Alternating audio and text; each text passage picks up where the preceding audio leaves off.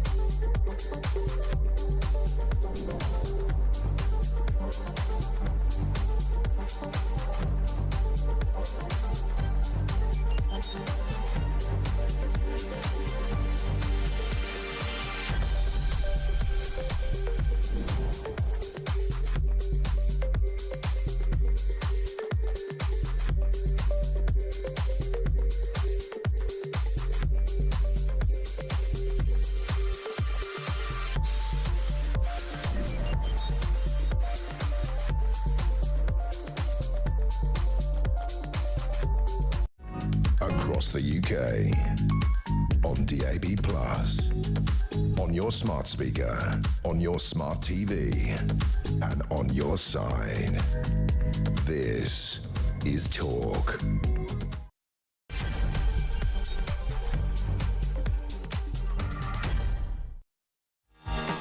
And a very good morning to you. It's coming up to 3 minutes past 10 o'clock. It's Sunday, the 26th of January, and this is Talk with me, James Marks. I'm with you until 1 o'clock.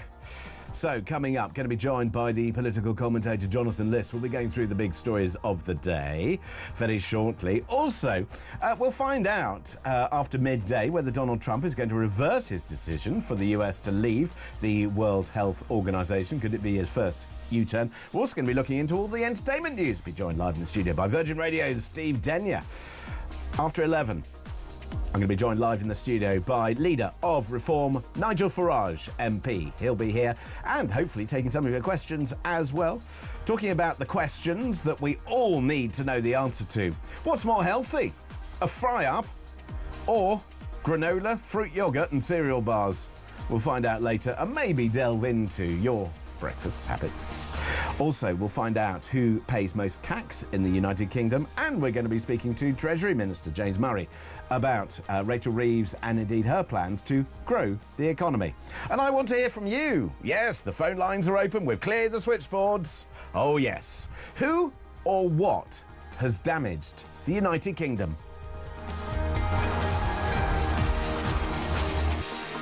So, very good morning to you. Thank you very much indeed for joining us here on Talk. And as I said, the phone lines are open because I want to hear from you this morning. Who or what has damaged the UK? Because we continually hear from various different parties that either it's the last lot, or it's Brexit, or it's cultural change, or it's immigration, or it's this, or it's that. I want to know from you who or what has damaged the United Kingdom. And then also, how do you define damage? What does it look like? Because I think our country has been damaged. I think that there are many problems that we face. There is a lack of respect for the authorities that govern us, that keep us safe, that provide health or education services, for the infrastructure that we have up and down the country. There's a lack of respect for that because it just doesn't do its job.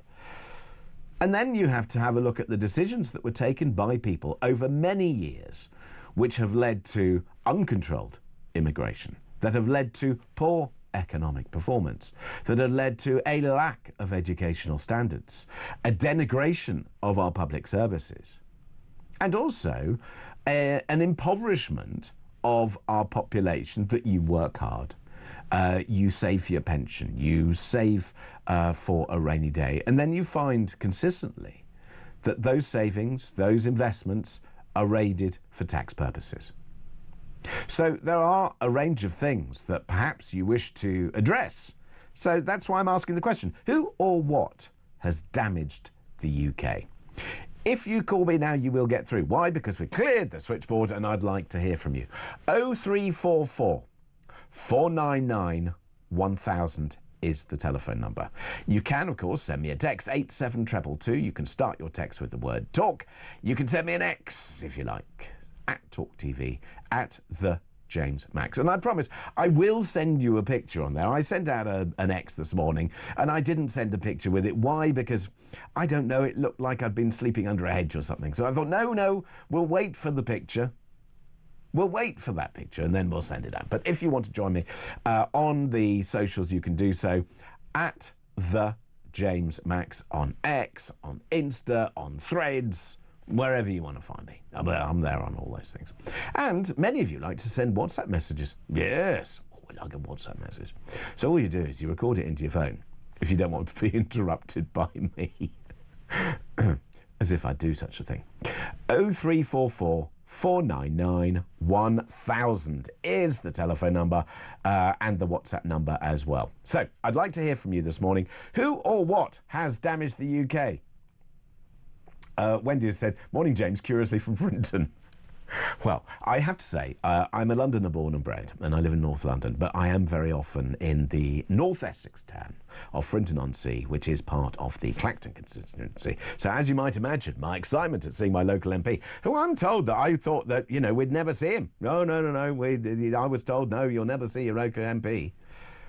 Actually, if you have a look at his constituency reports, he was in his constituency earlier in the week, as he should do, undertaking his constituency surgery. So we'll be speaking to Nigel a little bit later on, but also to James Murray. So he is Treasury Minister, and we'll be finding out exactly from him how he has been responding or otherwise to some of the comments that we've had about the economy over the last few days. But who or what has damaged the United Kingdom is what I'm asking this morning. 0344 499 1000. That's the telephone number. Right, let's start ploughing our way through some of the big stories of the day. I'm joined by Jonathan Liss, political commentator. Joins me now. Jonathan, good morning to you. Good morning.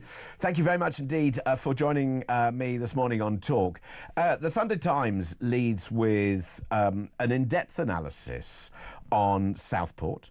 The fatal errors, they say. Police said killer's massacre fixation was world news obsession. Leak report also criticises serious failings of the Prevent programme.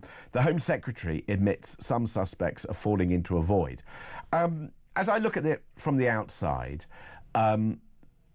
obviously a horrific and a horrible tragedy in so many different ways, and an appalling crime.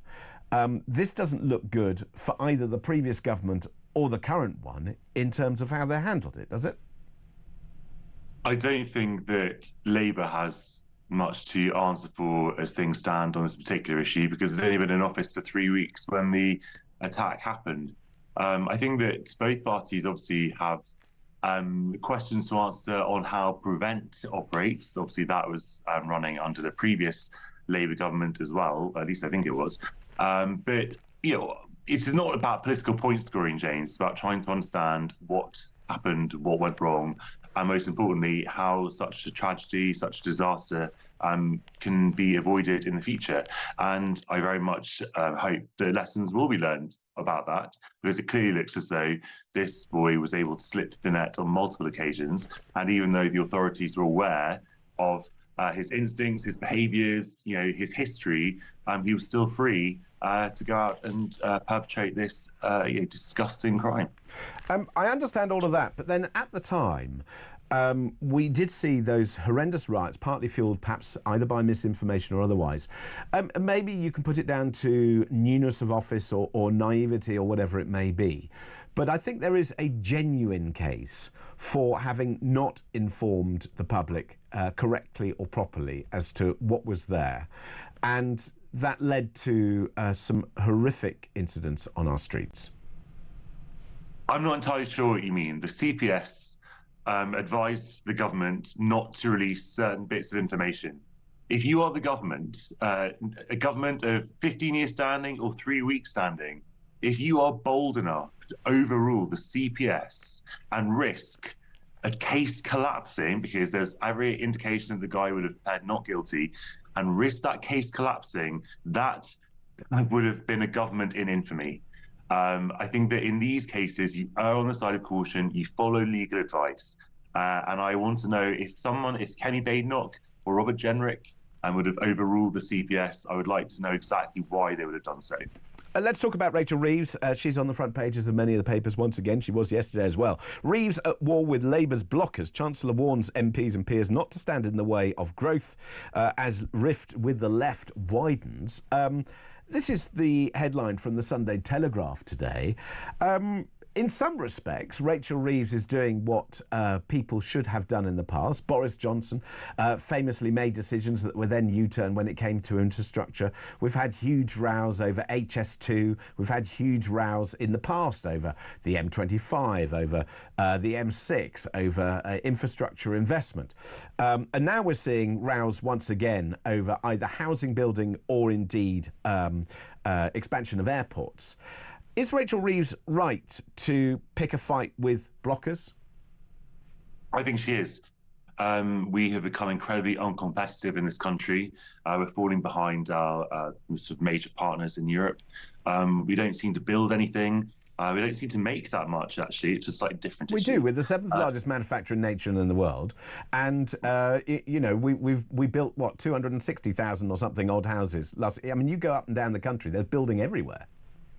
Well, it's not at the scale that we absolutely need to have houses built. We have a major housing crisis in this country. No government has built the houses that we need to have for many, many years. But then why do we have that housing crisis? Do we have that housing crisis, would you say, because of the social housing sale by Margaret Thatcher and go back to that? Or because we've got 8 million extra people in this country that weren't necessarily budgeted for? Well, of course, when you have people coming into the country, you need a place to house them. I think immigration is a very good thing, but obviously we do need housing for them. We need immigration for the economy, let alone the fact that immigration is good in itself. So yes, of course, that's part of the reason. And so we need public services to match that. Obviously, those public services are largely being staffed by migrants. But yes, the first point you make is also true, that under the right to buy scheme, those houses were never fully replaced. So we do need a lot more housing, a lot more social housing as well. What should we say, though? OK, but Mm-hmm. what should Rachel Reeves say to, for example, the local MP who the party says we mustn't block, but the local MP realises that they're for the local constituents. So, for example, in this article, it highlights new Labour MPs are opposing housing developments in their constituencies despite being elected on a pro-building manifesto. Sarah Coombs, for example, MP for West Bromwich, spent her first week in the job criticising a proposed 200-home project in her seat. Should MPs look locally and what their local constituents are saying, or should they follow the national line and whip? Look, the problem with NIMBYism is that a house has to be built in someone's backyard. So, of course, I understand that people don't necessarily want projects to be developed near them, where it might spoil their view or whatever. But ultimately, the point of the government is to take a position for the entire country, and if necessary, to not to sort of ignore local people's perspectives, but to sort of take a wider view, a broader context, and if necessary, to overrule certain local communities, and certainly to try to make those projects better. So not just to sort of slap people in the face, but to sort of say, well, we need extra housing, we need infrastructure in this country, and that has to be built somewhere. And these are the places that are sort of most suitable for those projects around the country. Does that mean building on greenbelt land? Does that mean building on in between towns and turning maybe 2 villages into a town? Does it mean expanding and building when we're not necessarily building the infrastructure to support the housing that's there? Look, there's green belt and there's green belt, James. I don't think that the government should be building on areas of outstanding natural beauty. I certainly don't believe that we should be sort of concreting over the countryside, to use that phrase. There are, however, lots and lots of sort of sites in this country, so brownfield sites, also green belt, the so-called green belt that sort of doesn't sort of have a lot of qualities about it at all. I understand all of that, but you do understand that there are more than enough planning permissions in place to build the houses that we want. So this kind of just changing decisions isn't necessarily going to provide the supply. Do you think the government is doing enough to either supply the finance, or to change the rules on tax, or to encourage developers, private or public, however you wish to do it, to build these houses? Because until or unless they understand how the market works, there's an argument to say that this is just whistling in the wind. Well, a lot of developers are sitting on land and refusing to build on it. Yes, because it's not economic to do so. Well, or the staff aren't available to build them. Well, that's a slightly different issue. That's one of the reasons why we need immigration. The government obviously has levers to pull. It can't necessarily sort of have its own way all the time. But one of those levers is planning regulation. One of those levers is to sort of force decisions through, potentially in the face of local opposition in some cases. So those are the levers that the government is deciding to pull, and I understand why. And I think that we do need to have a conversation about national infrastructure. I'm interested to see that you're on the other side, or seem to be somewhat on the other side of this argument. I thought that you'd be all in favour of sort of a planning boom in this country. I am in favour. I am in favour of encouraging building, but one of the blocks that I would see, and I do actually support the idea of major infrastructure projects, that I think with the national plan we could do so. I think we need to look back in history as to what worked when it came to major infrastructure development, and part of that was creating enterprise zones and various things. That if you have a look at what happened in King's Cross, it took 30 years, but the transformation is incredible. If you look at what happened in Canary Wharf, again, the transformation, absolutely incredible. But it takes... That's where government, in my view, and government intervention really helps. And you need to use the tax system to incentivise private companies and investors to take risk. I don't think we're encouraging risk-taking because of our tax system at the moment. So, yes, I am in favour of development, but specifically, but not just here, there and everywhere. But I also think that we have some significant problems. When it comes to who's going to provide us with solutions. Anyway, I'm going to come back to you with some more stories, Jonathan, and indeed some questions and some incoming on the socials. So, I'm asking you this morning, and we will get to your calls straight away as well. Who or what has damaged the United Kingdom is what I'm asking. The telephone number is 0344 499 1000. Don't forget, you can send me a text, 87222. Start your text with the word talk, and you can X me at talkTV, at the James Max. But as I said, more from Jonathan and your calls. That's next on Talk.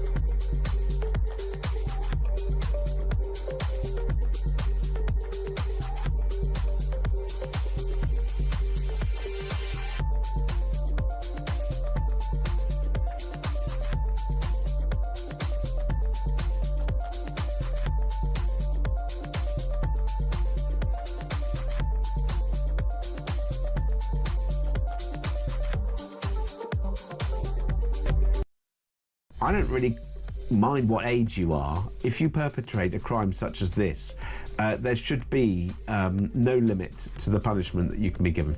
Regardless what age I believe you are, you need to be held accountable for your action. Things are getting from bad to worse. Young people have got so much rights, but what we don't teach them is the accountability and responsibility that goes with those rights that they have acquired.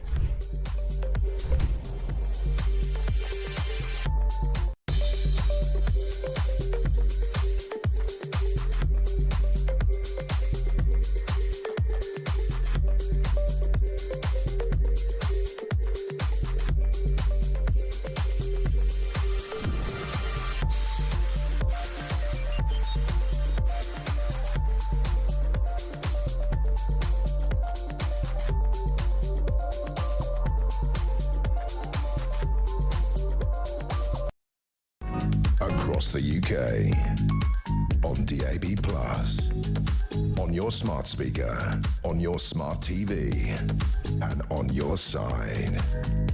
This is Talk. 22 minutes past 10 o'clock is the time. It's me, James Max. I am with you until 1 o'clock. Need I tell you or remind you that after 11 o'clock I'm going to be joined live in the studio by a leader of Reform UK, that's Nigel Farage. Also, I'm going to be joined by Treasury Minister James Murray in about 20 minutes' time. So, if you want to join that conversation, you are most welcome. And you might wonder what I've been doing during the break. Well, I promised I'd share some pictures, or a picture, so I've just done it. If you want to find the picture of me in the studio right now, you can have a look at talkTV, at the James Max. You'll find me on Insta and indeed X. Why not? And I think I posed the question there, so you can always reply to me on that. And that question, who or what has damaged the UK? I promised to take some calls. I'm as good as my word. I shouldn't be a politician. No, I shouldn't. 0344 499 1000 is the telephone number. Herbie is in Harrow. Herbie, good morning. Good morning, James. Well, where do you start to be on what's gone down to the country? The governments, the past governments, and the government we got today. We seem to have lost our way completely, James. Everything that seemed to have worked once upon a time seems to have been pushed under Okay, the so carpet. what worked in the past that doesn't work now? Let's just try and pick one or two examples if we can. Well, the apprenticeships that we had, Good point. most people I became an apprentice when I was 15, 16 and became a qualified electrician by trade. I mean, so I weren't the brain of Britain, so I got a good skill behind me. Yeah, And but we it don't doesn't see matter people if you're anymore. not brain of Britain, Herbie, because we can't all be brains of Britain. Exactly. We don't all need to go to university Correct. and get a degree that's Correct. not worth a carrot. It's see, not worth a carrot. You see, I was chatting to Jonathan List before, and I'll be speaking to him in a moment, getting some more stories. But, he was saying, well, we need immigration because we need to build all these houses, because we don't have the skills. We've got millions of people who are currently either unemployed or not in employment or education of a younger age who could or should be learning those skills. I know it takes longer. Immigration has been used as a quick fix over the last 40 years to deal with problems that we had. After the Second World War, absolutely understand. A whole generation decimated by war, totally understand why we could or should and did need to have that immigration. Subsequent to that, we've used immigration as a cheap way to keep wages down, to proliferate a sort of political class that have wanted to do things. And there's nothing wrong with immigration per se, but there is, in my view, if it's out of control and at a level that is unsustainable. Well, James, the skills that we need are there if only we can encourage the kids today to get this skill behind them. Once you've got a trade behind you, you can do what you like after. Exactly, and I think that's a really good point, Herbie. Thank you for that. I'm sure you had more to say, but time moves on. We will take more of your calls on who or what damaged the UK, 0344 499 1000. Meanwhile, back to political commentator Jonathan List. So, Jonathan, you heard from Herbie there, and he said, well, we've kind of done this to ourselves. Well, I mean, look, many things have gone wrong in the UK over the last few decades. I would sort of list different things. What would you list? I think that we have real problems in this country with our attitude. I think that we are quite a miserable country. And why do you think that is? I wish I knew. I can tell you. No reason, they keep telling our money. We're surrounded and governed by people who are incompetent. They take the wrong decisions. They focus on the things which are not important. They destroy communities at a local and a national level. They've forgotten what being British is, and they're unable to instill. I don't know what that means. What does that mean? What? How have we forgotten what being British is? Exactly. And that's the problem. I don't know what that means. I don't know what that means. Well, because we haven't defined it. And I think it's really important that as part of a nation, if you go to French France, you will find that there is a really good understanding as to what being French is and what French lifestyle culture may be. They don't necessarily share a monoculture. Of course they don't. But they certainly have a good sense of that. You go to America, you'll understand what being American means. I think part of it's being British actually is to have that left somewhat undefined, and we've traditionally been very suspicious of the kind of US-style patriot who sort of waves the flag all the time. And I understand that. British exceptionalism and that kind of thing. What about this fractious relationship that we have with Europe? Apparently, according to this poll, it says, move closer to Europe, not to Trump, voters tell Starmer.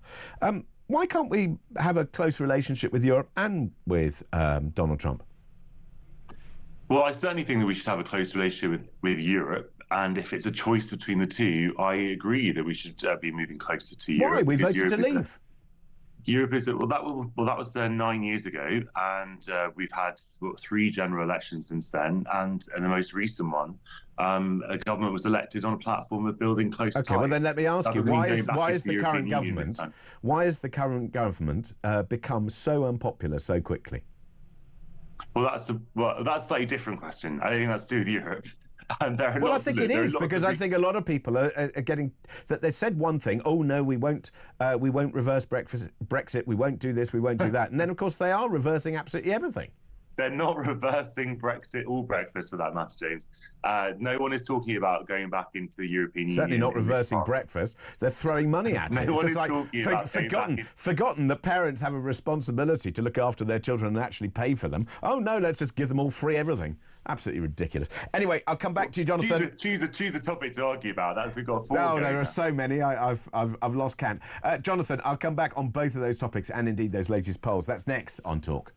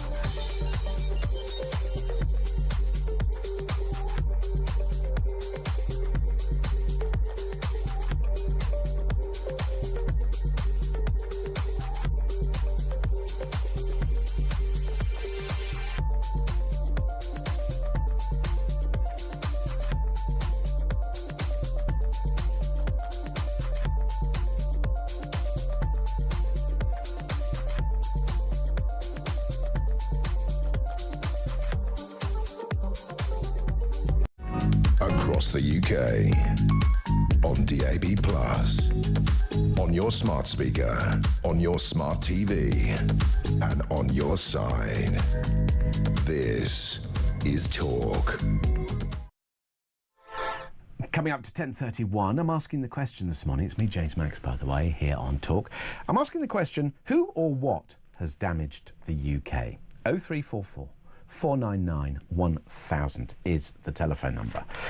We'll come back to your calls in a moment. If you want to give me a call, please do so.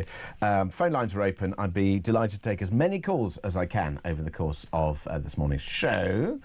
Meanwhile, let's go back to Jonathan Les, political commentator, talking about some of those subjects which I managed to compress a whole load of them. So let's give a little bit more airtime to perhaps this one. Nigel Farage says his party has all the momentum. Nigel will be joining me after 11 o'clock here on Talk, claiming that it was heading for government. So this, I suppose, comes back to the polls. How or why do you think Reform has surged its support, Jonathan? That is a good question. I think at the moment we have a kind of stalemate between the three main parties for reasons that we were beginning to talk about before. The Labour Party has lost a lot of momentum, lost a lot of support, but that hasn't been transferred, as would normally be the case, the main opposition party and the Conservatives, because they are still widely and justifiably blamed for throwing the country off the cliff in the last government.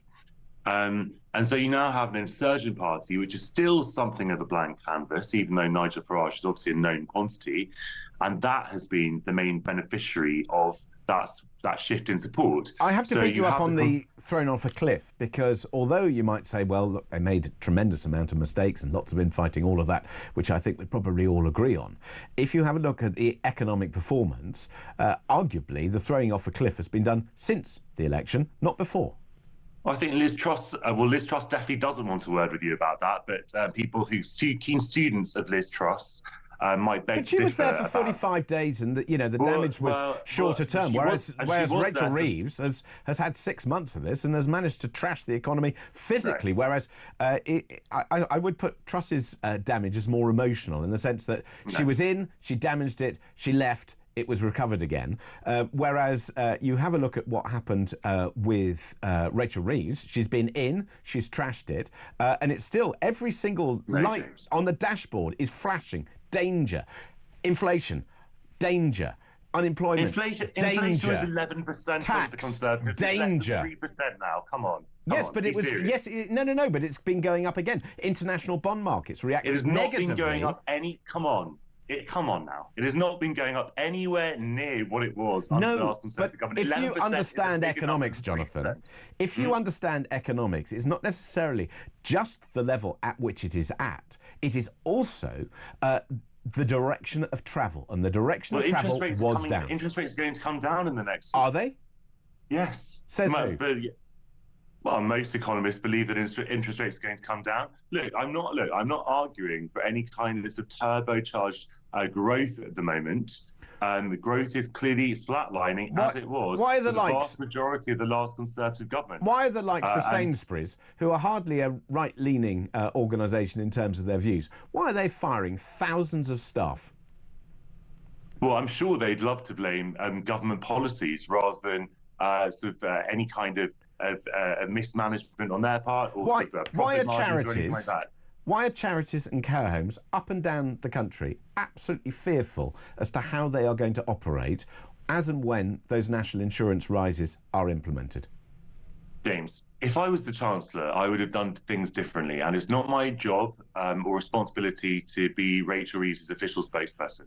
I'm simply saying that the troubles in the economy are not all because of her, and they certainly pale in comparison. I would agree. They're not all because of her. Looking at what happened 3 years ago. They're not all because of her. That's not to say that, look, if a government had a magic bullet for the economy, then any government would fire it. Clearly, decisions that are taken have trade-offs, and it's the role of the government to decide whether the benefits are better or more significant than the potential downsides. Now, I think that there was a lot that potentially went wrong and could have gone wrong with the national insurance rise, and we'll see in the fullness of time about the effects of that particular tax rise. I very much hope and the Reeves will do other things to improve growth and redistribute that growth, importantly, because I think that we've spent too long as a country with growth figures where we just look at a figure on a spreadsheet and not actually at the lived experience of people and how they are coping. And that was a mistake the Democrats made in the United States, for example, when they looked at all the figures and they weren't looking at how people themselves, how ordinary people were feeling about their economy and their economic situation. So I think that we have to have a different sort of measure, in a way, of looking at the economy. But clearly there are mistakes that have been made. I completely accept that the winter fuel payment cut was a total mistake, and it was a very bad political mistake as well. And there are things that the government might be doing better. I think it was important to relax the fiscal rules, for example. And I very much hope that she will do more to improve infrastructure borrowing and spending. So you said that Rachel Reeves, you're not here to answer for her. Of course you're not. Nor mine, and nor would I wish to. That having been said, there are half a dozen things I could recommend to Rachel Reeves if I really wanted to grow the economy, but she's not going to be listening to me. If you were with that sort of mantra of growing the economy, what do you think that she could or should do that would make a difference? Well, I definitely think that infrastructure is one of them. And if you kind of build those houses and invest in public services, and yes, so look at our transport links, obviously I believe strongly in the environment as well, but there has to be some kind of happy medium where we can also improve Britain's airport links, for example, with a new runway at Gatwick, for example, which seems to be ready to go. That would be quite a good way by most economists' analysis of improving growth. But as I say, it's not just about growth, it's about how you distribute that growth. I'm not interested in a growth model of the economy that only benefits the very top For example, I don't think anybody's interested in that. I'm certainly not. I would like to see all people benefit from it. And if one has a look, though, at the... I mean, I'm still fascinated by this comment that she still continues to use. Daily Mirror, I'll deliver for working people, says Rachel Reeves. Anyway, we will come back to that and indeed some of the other stories with Jonathan, and I'll be joined by Treasury Minister James Murray. That's coming up here on Talk.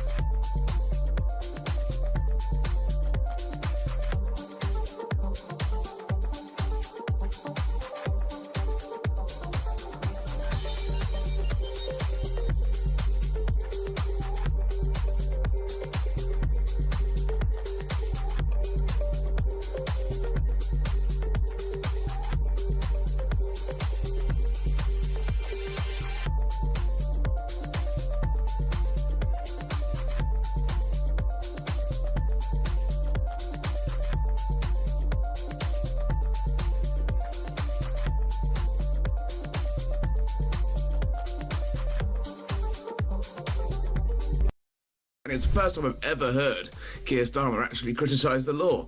He's always normally the first person to defend the sanctity of the law, but he basically said, look, this was an act designed to terrorise, therefore the law is clearly wrong, and if that means, you know, if he can't be classified as a terrorist, as he should be, then the law needs to change, and actually, within the constraints of the legal system at the moment, this guy has slipped through the cracks, because the guy who, your voice note from your listener a moment ago, he said, well, what else would they have had to have found in his house to classify as a terrorist? Yeah.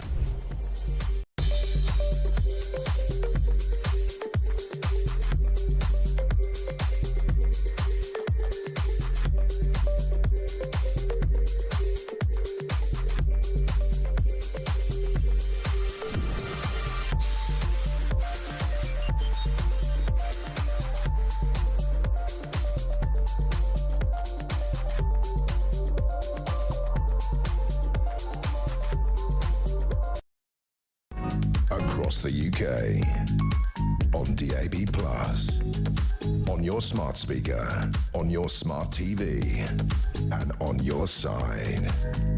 This is Talk.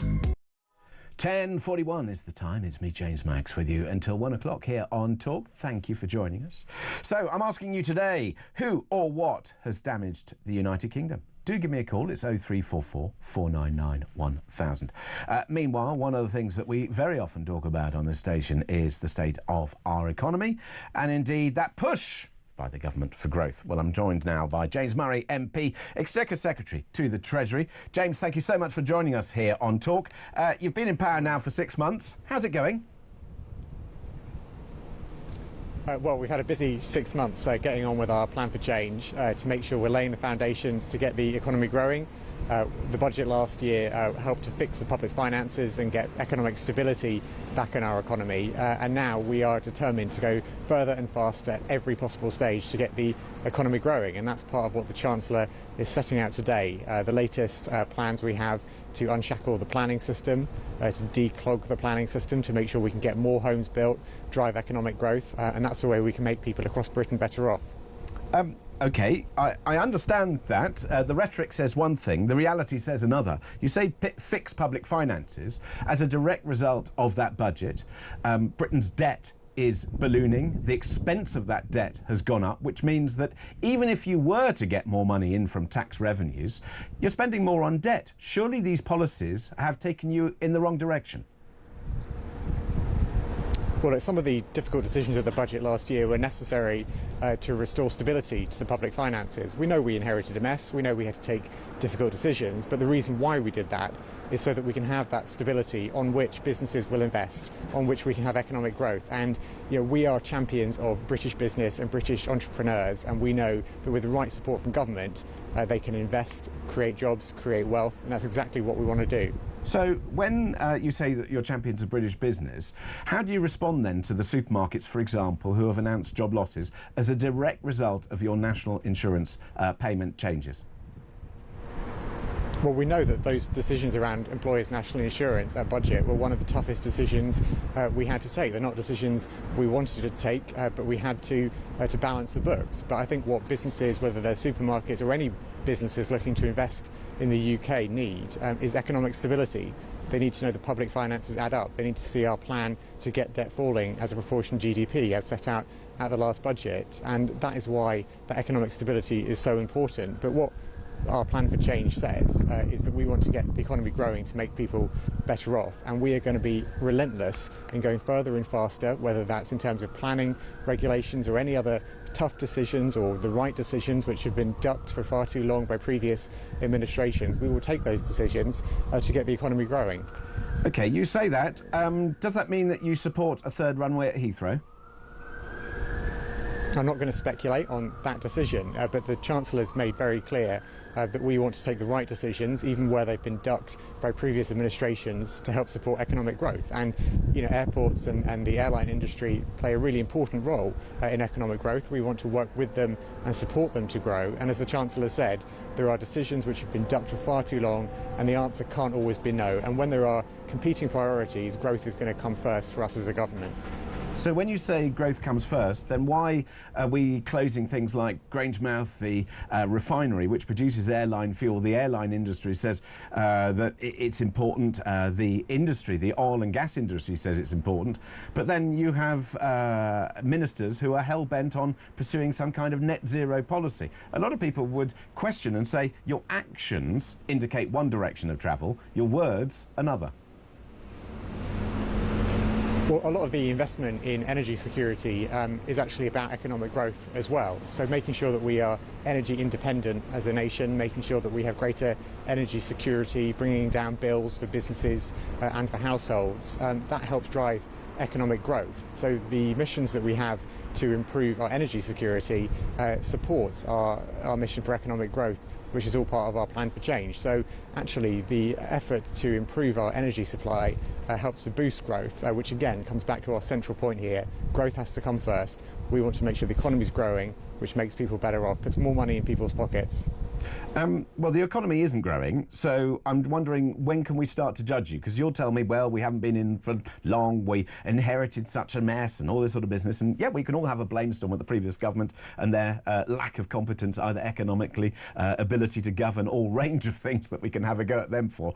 At what stage can we hold you and your government accountable for the fact that economic growth has stalled, unemployment is on the up, inflation has stopped falling, interest rates haven't fallen as quickly or as they should have done, tax is rising again beyond the 70-year height that we had before, and you have Rachel Reeves, the Chancellor, saying, I'll deliver for working people. When?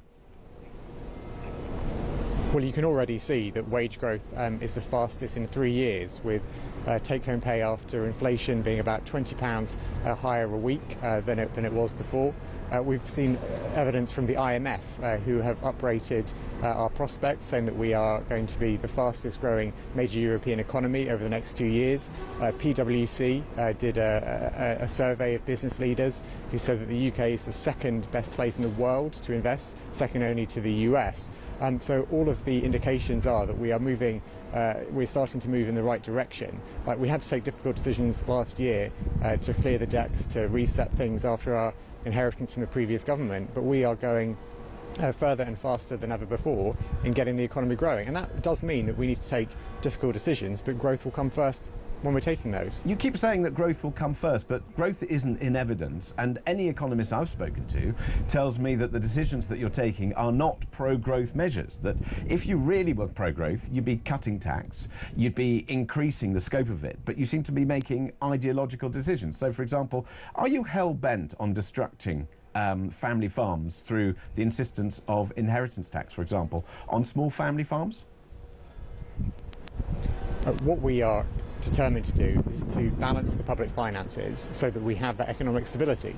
Because actually, if we hadn't done what we did at the budget last year, if now we still had the public finances in a mess and public services falling over, businesses wouldn't be willing to invest. Well, they are in a mess and they are falling over. People would say, why didn't you take those decisions you needed to up front to get the public finances back in order, to get public services back on their feet? We took those decisions last year. That provides the stability, the basis on which we can boost investment and growth, and that is what we've done. And the decisions we're taking now show our determination to go further and faster at every turn to get that growth up.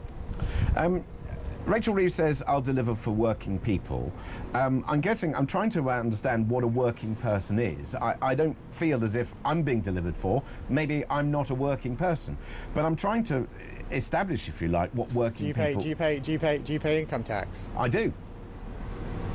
Right, so the income tax has not gone up the last budget. We committed not to increase any of the rates of income tax. Yeah, but nor are the tax bands. So if you get the wonderful pay rises that you say that you have, you might fall into the next tax band because you haven't moved them. So in effect, you've increased tax by stealth, which is what a lot of people would say. But if you're really looking for people to come and reverse and change, Rachel Reeves has possibly indicated a U-turn on doing on having sort of, I don't know, encouragement for people to come to the UK on non-doms, for example. She's doing a U-turn on that because she's realised that 10,500 people who are very wealthy have left the country and maybe we shouldn't be encouraging them to leave. She's done a U-turn on that. Do you think she should do a U-turn on some of the other measures that are so damaging to the economy? Well, in relation to the measures on non-DOMs, we have decided to remove the non-DOM status from the tax system to make sure that people make a fair contribution to the UK when the UK is their home. But we're also listening to the non-DOM community and making sure that we make amendments where necessary to make the system clearer and more generous and to make sure it works as well as it possibly can. And the changes which we're proposing provide clarity and certainty for some of those affected and make it more generous encouragement for people to bring money into the UK to invest. So it supports our mission around economic growth, which is the very top of our plan for change, and that's what we are focused on doing in all the decisions we take. Well, I hear that you're listening to those non-DOMs. I genuinely hope that you're listening to the farmers up and down the country who are tearing their hair out at these changes, and I genuinely hope that you're listening to the charities and the organisations who are tearing their hair out at the changes that you've made to some of the tax bands that are either going to put them out of business or put them in terrible, terrible difficulty. And there's dash for growth that somebody will, I don't know, take some economic lessons and maybe make some changes, but we can live in hope. I know that you have to go elsewhere. I appreciate your time. James Murray, MP, Treasury Minister, thank you very much indeed for joining us here on Talk. Meanwhile, joining me on Talk just after 11 o'clock, live in the studio, will be Leader of Reform, Nigel Farage. Meanwhile, let's go back to Jonathan Liss, who was listening to all of that.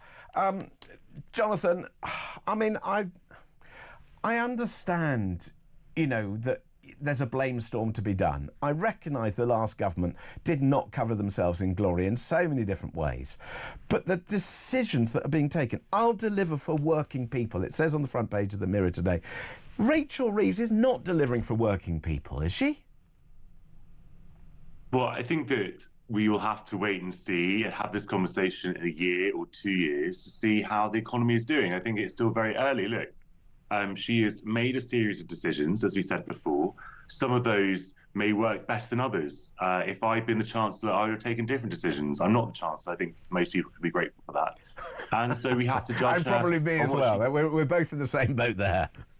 I think that we'll have to judge her on what she does. That the national insurance was clearly a decision that was taken because she had boxed herself in during the election campaign on a range of other taxes, such as income tax, such as VAT, which might not have been the smartest thing to do. I think that most people would have accepted if the government, well, as the Labour Party then, had said during the election campaign that the Conservatives have left public services on the floor and it will need money as well as reform to rebuild those. And that will mean raising income taxes, for example, for the very richest. I think most people in the country would have accepted the need for that. The government sort of painted itself into a corner by not being fully honest with the people about the challenges. But I was told by the Treasury Minister that they hadn't increased tax for working people, whereas, of course, they have, because they and previous governments left the thresholds exactly where they were, which is an increase by stealth. Yes, and if you look at the 1970s, there was actually a law that was put in place in the 1970s to increase the tax thresholds in line with inflation, for example. And that strikes me as an eminently sensible measure, because at the moment you have the poorest people sort of having to pay more income tax and being dragged into income tax full stop. So it's probably one area of agreement to have with reform where you should increase the personal allowance, so the very poorest paid are taken out of income tax altogether, and that is a burden that is placed on the highest paid. I think that would be much fairer. Certainly is. Jonathan, I'm just going to whip to a quick call. Lenny is in Ashford. Lenny, good morning to you. So I'm asking the question, who or what has damaged the United Kingdom?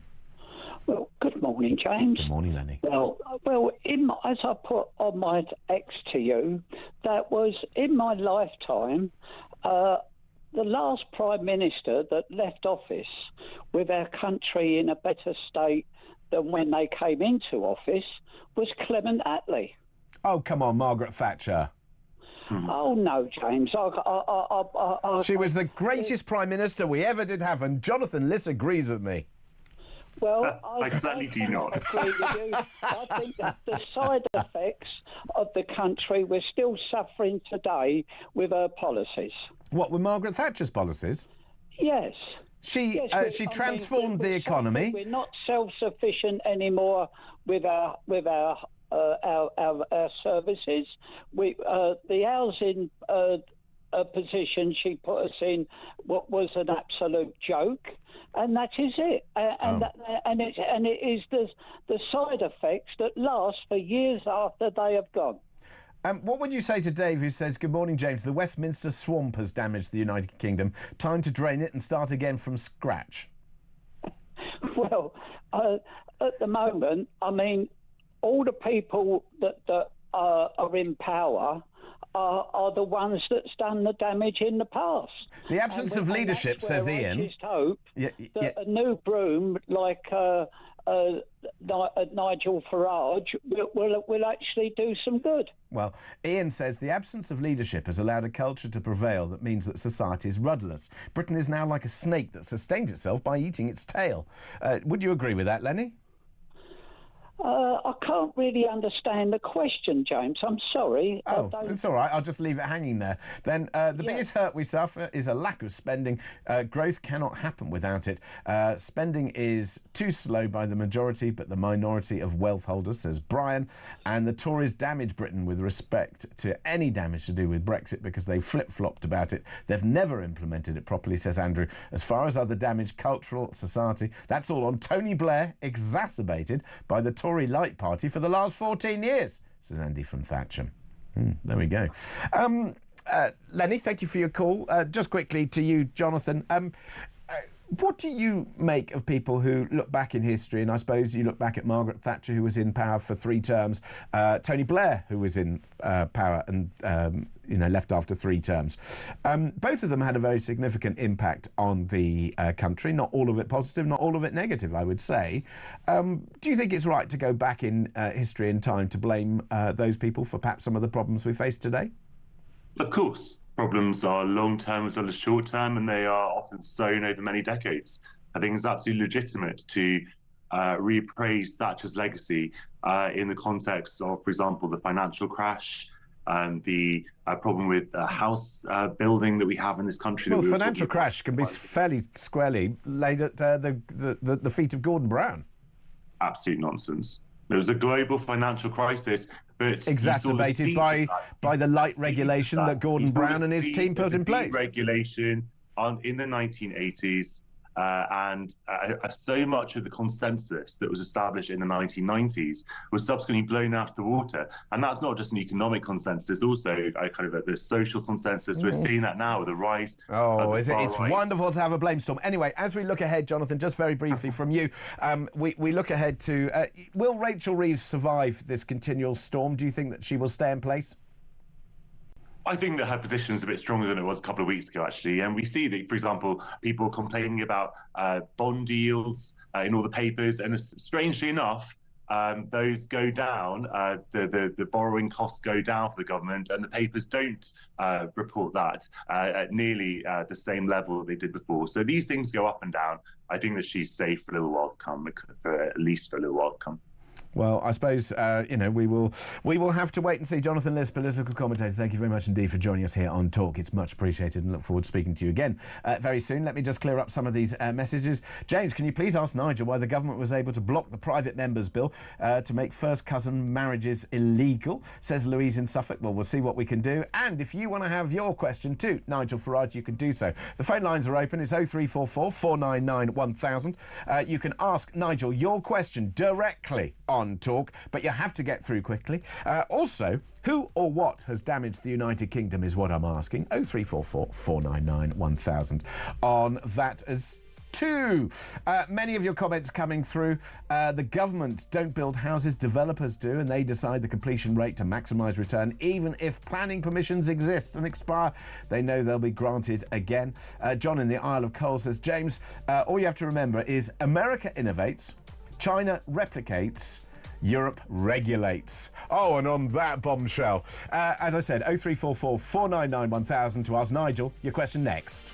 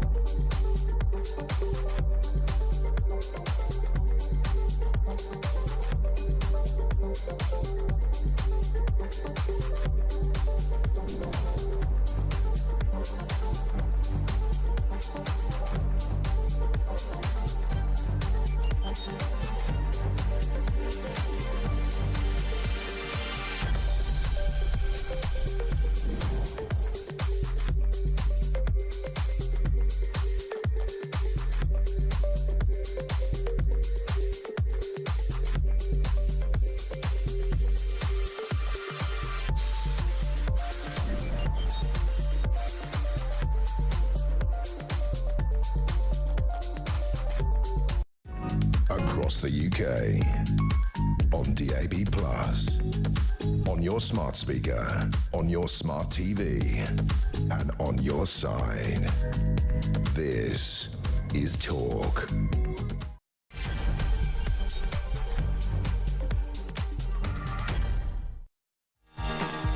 And a very good morning to you. It's just gone 3 minutes past 11 o'clock. It's me, James Max, with you till 1 here on Talk. Thank you for joining us. And I'm delighted to say that joining me live in the studio is leader of Reform UK. It's Nigel Farage, MP. Nigel, welcome. Good morning. Thank you very much indeed for coming in. It's much appreciated. All sorts of things for us to discuss. I dare say you're going to be interested in the question that we've been asking this morning as to who or what has damaged the United Kingdom. If you want to get involved in that conversation, you can do so. It's 0344 499 1000. And of course, if you want to ask Nigel anything, I'm sure he'd be very happy to take your call. Is that okay? There we go. It's fine, he says. 0344 499 1000. But you have to be quick because he's a busy man and he'll be here for a period of time. But we will be turning our attention to those big stories. We'll be talking about the polls. We'll be talking about what he's been doing in America and indeed what he makes of the current political situation and maybe those front pages as well. So, as I said, if you want to get involved here on Talk, you can do so. 0344 499 1000. So, Nigel, I have to start with the extraordinary news that we heard yesterday that Reform UK has now topped a national opinion poll for the first time. People may or may not talk about methodology or otherwise. The direction of travel, I don't think anybody disputes it. It's extraordinary. What do you account for the fact that Reform appears to be making significant headway since the election?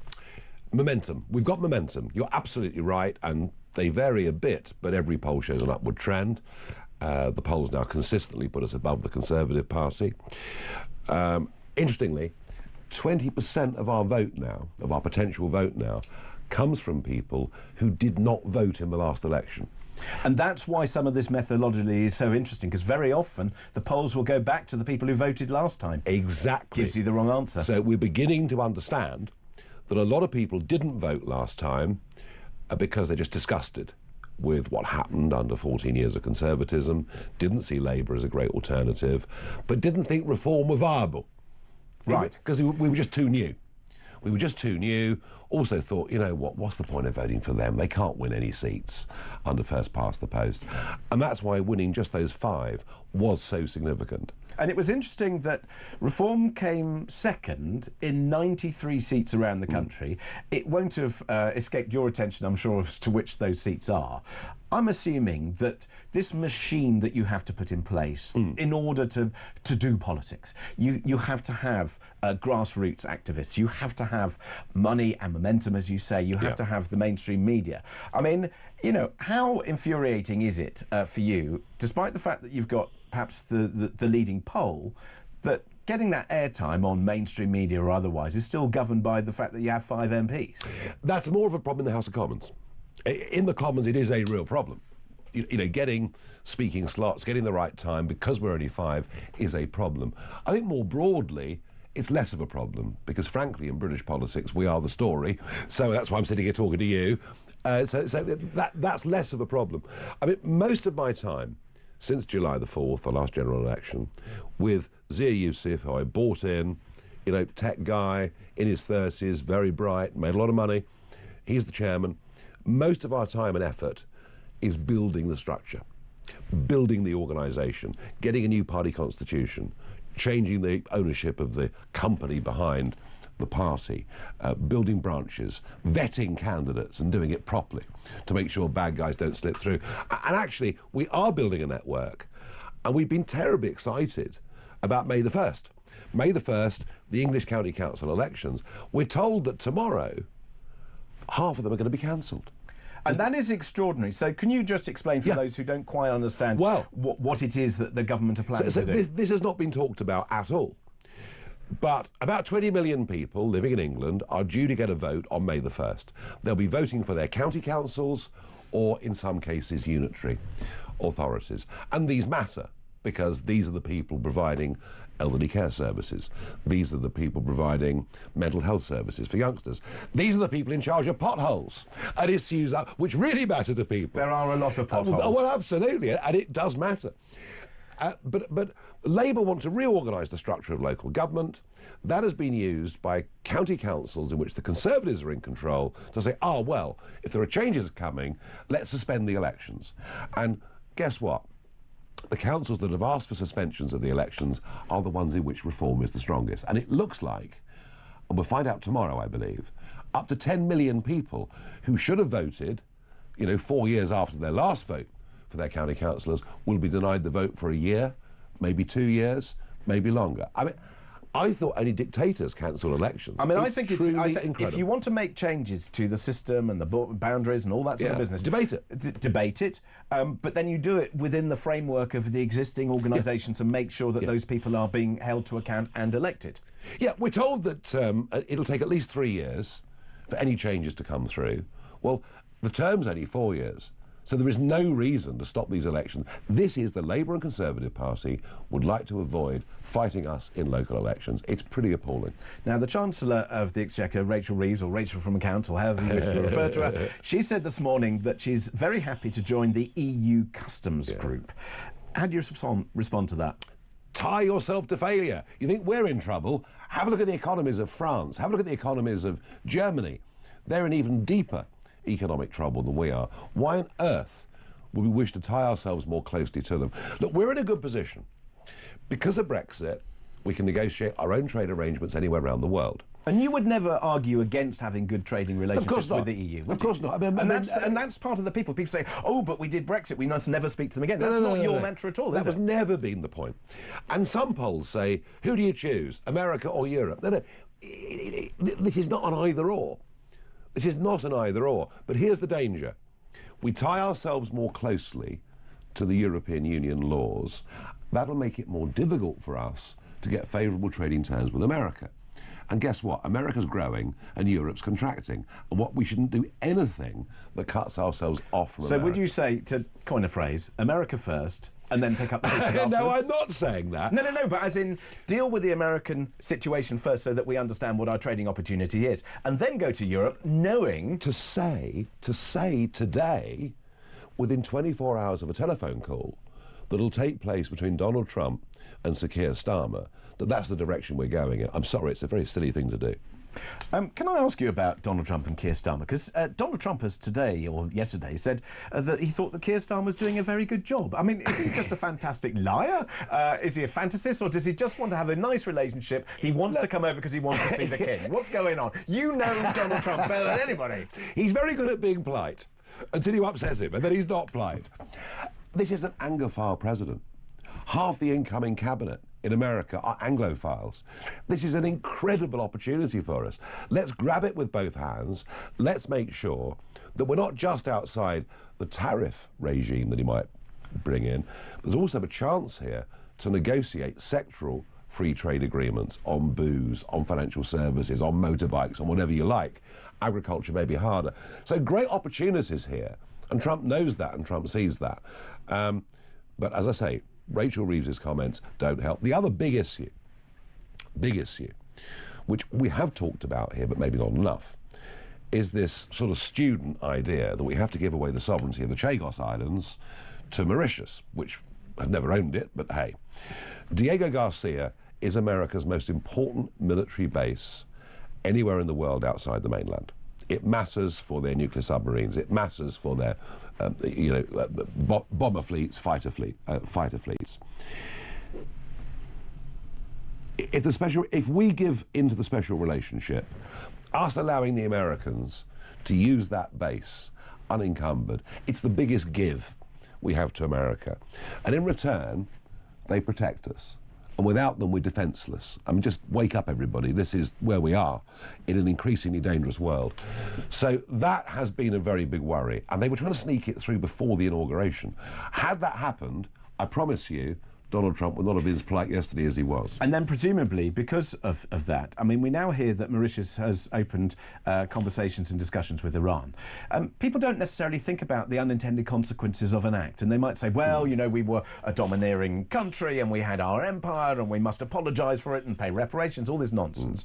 But when it actually comes to it, The reason that these places are there is because we do have a worldwide role to play, and when we sometimes forget about these bases, maybe we don't even know they exist or the importance to our safety, but they are tremendously important. We shouldn't just be giving things away. We're not just giving it away, we're paying. We're giving it away and paying for the privilege. Up to £9 billion. It's madness. Anyway, he didn't sneak it through before the inauguration, so there is still hope on that front, thank goodness. And of course, there are debates about Peter Mandelson and much else. I would just urge the government, you know, if you get too close to the European Union, you'll damage that relationship. It makes no sense. Now, the government have confirmed retailers selling knives online, they're going to require ID to purchase and also on delivery. Now, this has emerged after the Southport killer Axel Rudy Cabana bought the knife that he used to kill 3 young girls from Amazon when he was just 17 years old. I mean, there are so many aspects to this case, and I know that you've written to Angela Rayner. I wonder whether you've received a response to your request for an apology, but also whether you think that the government is taking enough action to deal with knife sales. Look, you know, dealing with knife sales, fine. I bet there's barely a kitchen drawer in the country without at least half a dozen knives in it already. Which is the problem, isn't it? So you know, frankly, the more we do... Oh, government getting tough, you can't buy a knife unless you're 18, right? What about prevent? What about the fact this guy was referred 3 times to prevent? What about the fact he was found 10 times at school carrying a knife? What about the absolute failures of all the authorities, child services, prevent, the local police? What about those failures? And that's the point, isn't it? Which is when you're talking about something which is a failure of either an individual themselves or an individual to be constrained because of the danger they present to society, particularly when it's something that is so widely available. You are never going to stop, as you say, knives, we all use them. You're never going to stop them being there. So you have to stop the person who is going to use it in the inappropriate way. Yes, that didn't happen. And then they suppressed the truth for as long as they possibly could. And in fact, because of the guilty plea, there's a lot more would have come out in the court case. But that's by the by, perhaps for now. And, you know, I said the next day, because I could see the crackpot conspiracy theories that were going around the internet. You know, in a vacuum, who knows what can come and fill that space? And I asked the question, was this man known to the authorities? Can we please know the truth? And Jonathan Hall, KC, who's the terrorism czar, said many, many times, tell the public as much as you can without prejudicing the trial. And after the David Amos case, we knew about the man that did it. After the London Bridge bombings, we knew about the identities of some of those individuals. This time... And it's not a difficult question to answer, were they known to the authorities? No. Because if they'd come back and said, yes, but it's complicated and we're going to come back with full information, all of us would have backed off and said, OK, fine. We get it. I was demonised. I mean, Angela Rayner, the Deputy Prime Minister, many MPs, many broadcasters, newspaper columns, said that I'd incited the riots by simply asking for the truth.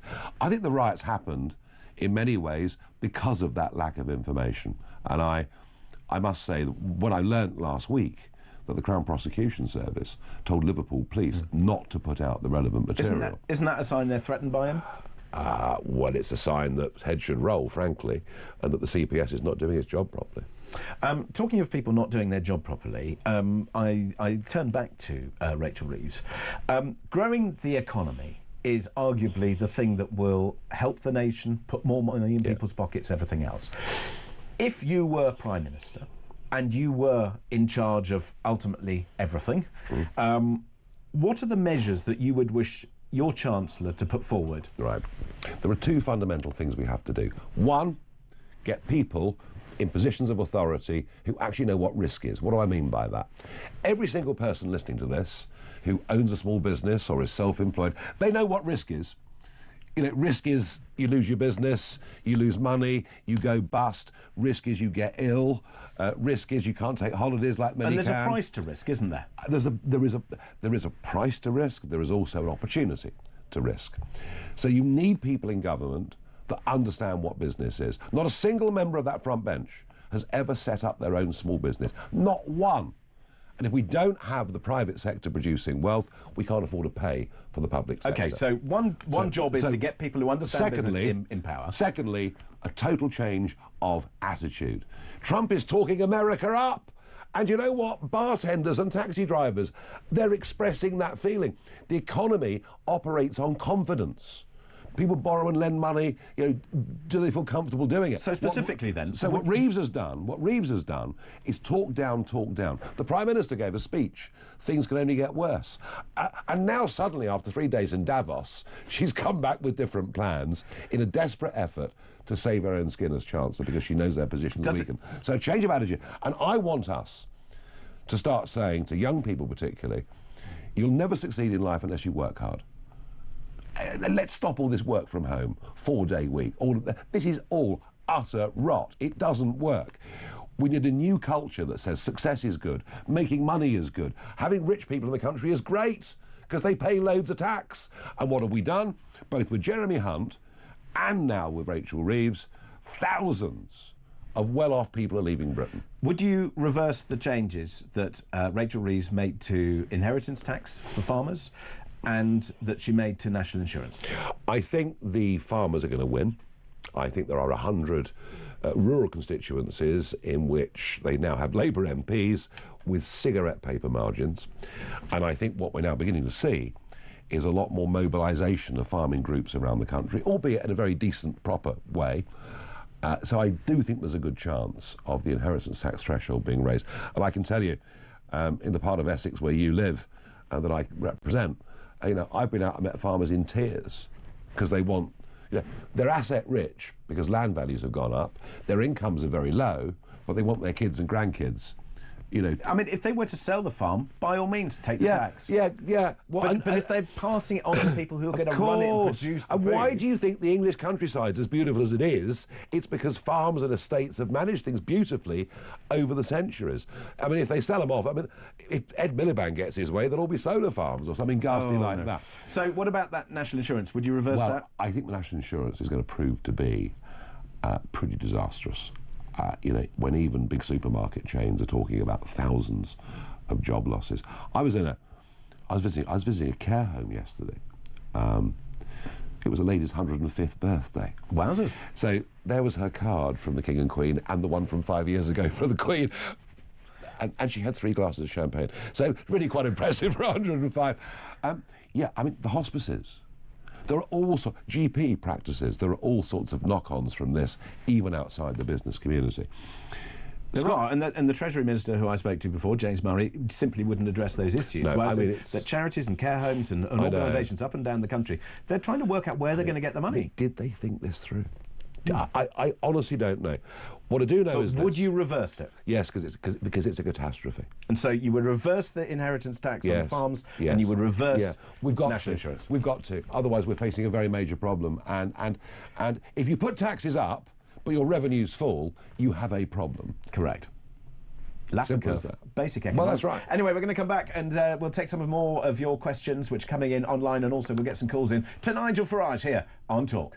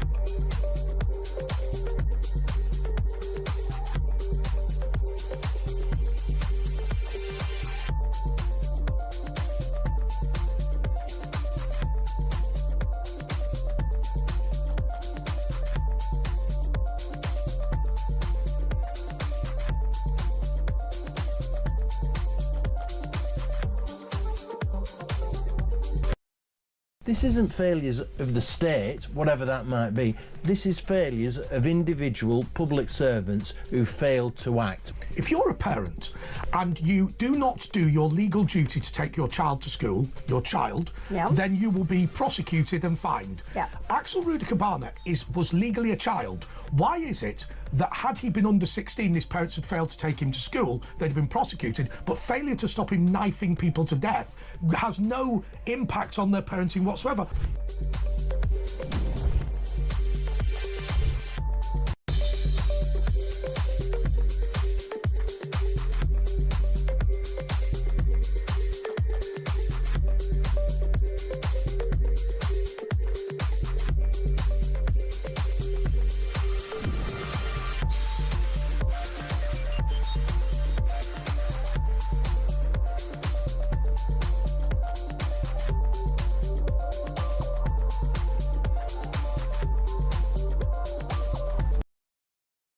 Across the UK, on DAB+, on your smart speaker, on your smart TV, and on your side. This is Talk.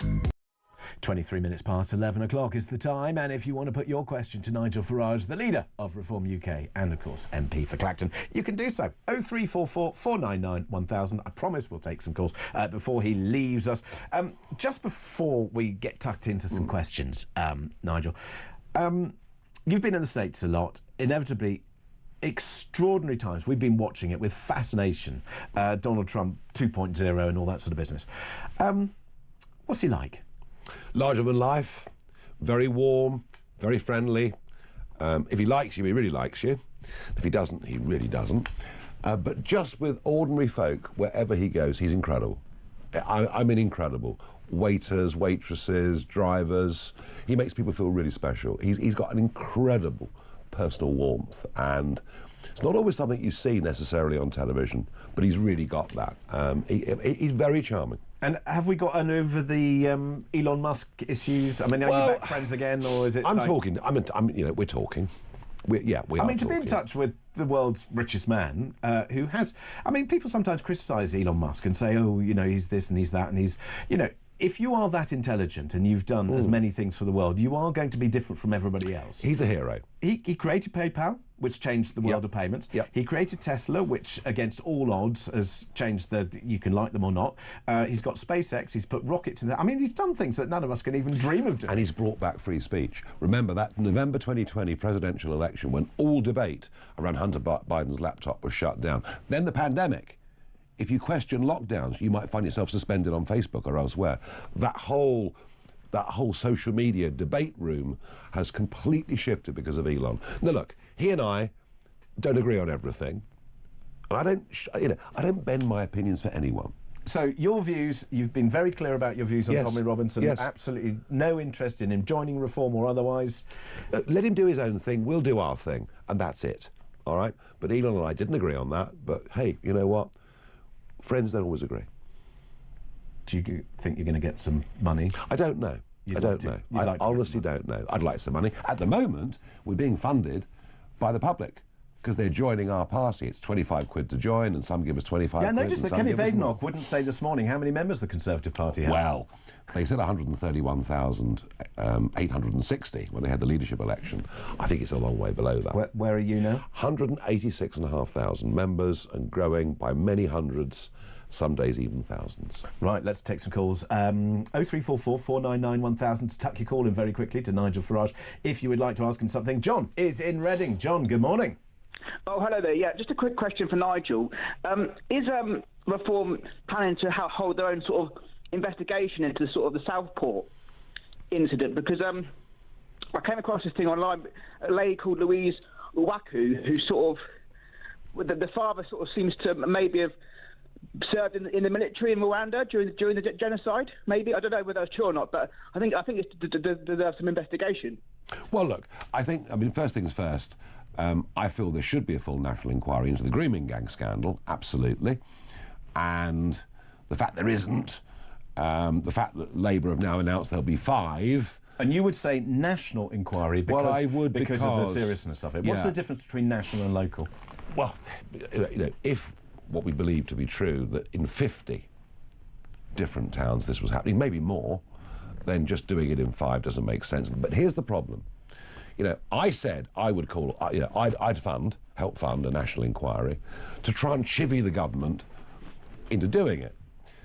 The problem is with the 5 that are happening, or even if I do it, they won't have statutory powers. Now, you will get a voice for victims, which is important because they were ignored, you know, or not believed, but we need statutory powers. Now he says he's going to have an inquiry into Southport, but you know, I'd love to know some timelines. So look, national inquiries can be valuable, but they have to have statutory powers. You have to be able to get in the police from Rotherham. So why did you not do anything about this? You know, if you knew about this, or the council leader, or whatever it may be, without statutory powers, inquiries are not that great. I often hear people ask questions on and talk about stopping the boats. You've been very vocal on that. If you were Prime Minister, how do you stop those boats? You will not stop any boats, all the while the European Convention on Human Rights is written into UK law, and our judges will always lean on that. So you would leave the European Court of Human Rights immediately? Yeah, you have to repeal repeal sections of the Human Rights Act from 1998, which incorporated that into law, and tell the court in Strasbourg, with its jokers that run it, many of whom have not even been legally trained, goodbye. Then you've got sovereignty back. Once you've got sovereignty back, you can start deporting people. I mean, do you remember Abu Qatada? I do. It took us 10 years to deport him. Unbelievable. 10 years, because he kept claiming his human rights, his human rights, his human rights. So that's the first thing we have to do. Second thing we have to do is to say that nobody, and by the way, Poland have just done this, nobody that comes via this route will ever be granted refugee status. And that's I suppose some people would say, oh, but these poor people, you know, they've suffered in their struggle. But my view would be, hang on a second, you got to France. I thought the last time I went was a friendly country. Yeah. I mean, France is generally safe. Generally safe. No, you know, and then if they still come, then you literally deport people, whether that's back to Syria or Afghanistan or wherever it is, or frankly, whether it's putting some boats back on the beaches in France. The French wouldn't like it very much, but you know what? Tony Abbott did this, the Australian Prime Minister, back in 2012. He towed boats back to Indonesia, and guess what happened? They stopped coming. So, you know, it can be done. Nigel has ruled out working with the Conservatives, says Gary Mitchell. Is that in fact the case? Would you ever work with the Conservatives, or would you say, for now, don't need to work with anybody, the momentum's with us? If I shake your hand and we do a deal together, a financial transaction together, or whatever it may be, I'm only going to shake your hand, James, if I trust you, if I think you're an honourable party. Otherwise, why would I bother? I gave a huge act of friendship towards the Conservative Party in 2019 by withdrawing 320 candidates who were going to oppose him in the general election, by not rubbishing too much the deal that Boris Johnson had done with Brussels, even though I had, you know, some pretty strong reservations about it. And in return, what did I get? I got what the country got. Total betrayal. Total betrayal of what he promised he would do as Prime Minister and what they said they would do, immigration numbers, regulations, I could go on and on and on. So how could I do a deal with a group of people that I don't regard to be honourable? And frankly, this lead we've now got in the polls, well, in Wales it's 10 points. When people realise that we are now the challengers to the Labour Party, I think the Conservative vote will fall away.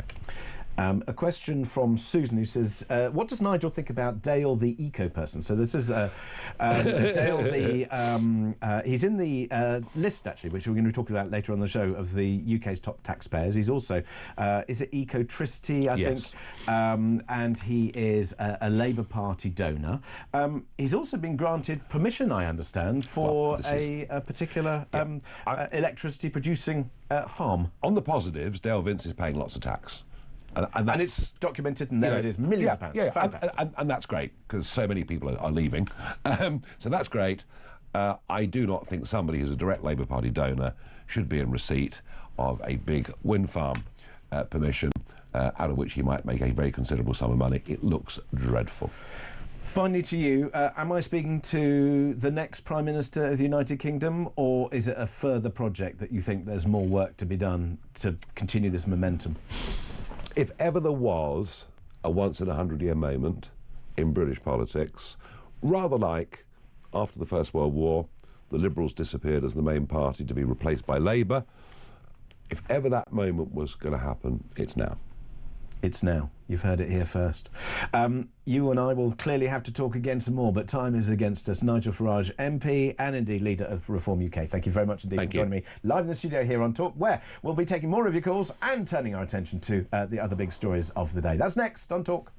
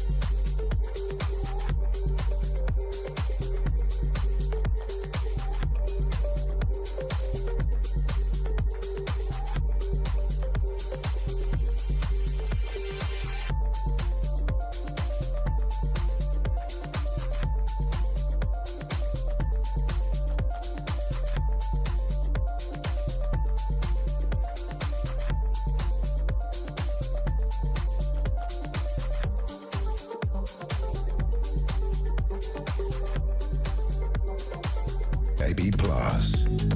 On your smart speaker, on your smart TV, and on your side. This is Talk. 11:35 is the time. Thank you very much indeed for joining us here on Talk, and thanks once again to Nigel Farage for joining us live in the studio, taking time out of his busy schedule to speak to you and answer your questions. I'm sorry if we didn't get to all of your questions. It's kind of gone into meltdown on the old socials, but I hope that we covered as much as we possibly could, and I'm sure that he will be back again here on this station very, very soon. Meanwhile, all sorts of things for us to discuss. And, by the way, if you want to join that conversation, either if there's anything that Nigel has said that you wanted to respond to, or who or what has damaged the UK is my question. 0344 499 1000 is the telephone number, and you can send me a text 87222, and you can also send me an X or a tweet or whatever it is at talkTV at the James Max. Now, one other thing that I did want to talk to you about is also on the socials. I just posted a picture of me and Nigel on Instagram at the James Max, if you want to sit there. Yeah, he was here. Meanwhile, you and I need to talk about something else, because I'm fascinated, and we highlighted it there. We were talking to Nigel about it in terms of that tax list and understanding who is paying tax money to us. Well, rather than necessarily speculate on who's doing it, Lord Robert Hayward, Conservative pollster, Robert Watts, the compiler of the Sunday Times tax list, is joining me now. Robert, thank you very much indeed for joining us. Just explain to people what the tax list is and what it publishes. Great to be here, James. Thanks for having me on. We look every year at the amount of personal tax that people are paying, and also the individuals whose businesses are contributing the most to the exchequer. It's an annual thing. We've been doing it. Why did we start doing it? We started because there was this public perception that the rich pay no tax, and a lot of wealthy people on the Sunday Times rich list were coming to us saying, well, hang on, I contribute huge sums to the exchequer each year. It's just not true. So we wanted to try and find out who was right. And we find this list is now as closely followed as the Sunday Times Rich List. People want to see who's paying in and who might not be. And you're absolutely right that I think people are fascinated by this, because there's one thing being rich and having assets, but if that isn't necessarily matched by, and I'm assuming that people do pore over the numbers to say, does the tax rich list sort of mirror the sort of wealth list? And are those who are exceptionally wealthy paying their, quote, fair share? I hate the use of the word fair when it comes to tax, but anyway, it is what it is. Who's at the top of the list, and are they paying a fair or perhaps not fair share in relation to their wealth? So Chris Hone tops the list for the first time. It's the first time we've had someone topping the tax list and our giving list as well, the philanthropy rankings that the Sunday Times produced. So interesting guy, son of a Jamaican car mechanic, went to Southampton University, not a stellar academic career to start, then went into the city, set up his own hedge fund in 2003 and has done very, very, very well out of it. Quite an interesting guy. The strong social conscience. I think they're viewers who wouldn't necessarily back all the causes he's backed over the years. He gave £200,000 to Extinction Rebellion at one point. There was a very expensive divorce settlement, £337 million. People might remember for that. But the quiet thing about someone like him that often goes unnoticed, and for a lot of people on the Sunday Times tax list, is they're these quiet achievers. They're not terribly flash. They're not interested in a public profile and popping up on TV or giving newspaper interviews. They're just quietly running their businesses, providing goods and services that you and I want, employing a lot of people, and to the benefit of us all, contributing after tax. Fascinating when you start looking at this, and there are some established names and not so established names. We very often hear the name Denise Coates, Britain's wealthiest self-made woman, co-launched Bet365. I mean, some people might bristle at the fact that betting makes so much money, but then on the other hand, £265 million into the tax coffers, that's quite significant. How many of these people would you say are at risk of leaving the country? Oh, well, I mean, it's the big change. The first 5 years I was compiling this list, it was very much, we were in this sort of environment of record numbers of billionaires, that the UK was this magnet to the global super rich. That has changed. We've seen our number of billionaires on the Sunday Times Rich List fall in the last couple of years. And those changes to non-dom status that Rachel Reeves now finally seems to be rowing back slightly from, that was the big change that really concerned these people, frightened these people. And these tax changes that you were talking to Nigel Farage about are similar, but I'd add a third to that list, and I've written a piece about it in today's Sunday Times about this change to business property relief. If you look up and down the tax list, you'll find a lot of these, as I was saying, these very quiet family businesses. Now, until now, it's been possible for those businesses to be passed from generation to generation without an inheritance tax bomb being laid. And in the October budget, Rachel Reeves announced this change. It's similar to the farmers, the charge being levied at farmers, that in future, such transactions over £1 million will be liable for a 20% charge. Now, the big concern that Sir James Dyson has raised, and others are starting to raise, is that this will be the death of many of these family businesses. So, and isn't that a real key point, that we saw an attack probably in the 80s and 90s of partnerships. Legal partnerships used to be owned privately, and then you had to buy into the partnership, and then people sold out, and then that was a way of continuity. And then because of the tax changes that went in there, they all incorporated. We saw big pressure on building societies to incorporate, and huge numbers of family businesses up and down this country. Children, grandchildren no longer wanted to go into the family business because of the tax legacies that might arise. And that is a real problem if you want to build a business, that, as you say, family businesses almost eradicated from the scene. Nobody seems to be singing as to how important a family business is and how difficult it is, perhaps as a youngster, to go into it. Exactly, and I think that the concern that people have, which you're alluding to, really is that these businesses will be sold off, that people won't want to inherit them, and perhaps they'll be bought by a private equity company that will ratchet the company full of debt, and if it's full of debt, then it won't pay less corporation tax. So there's a lot of anxiety about this.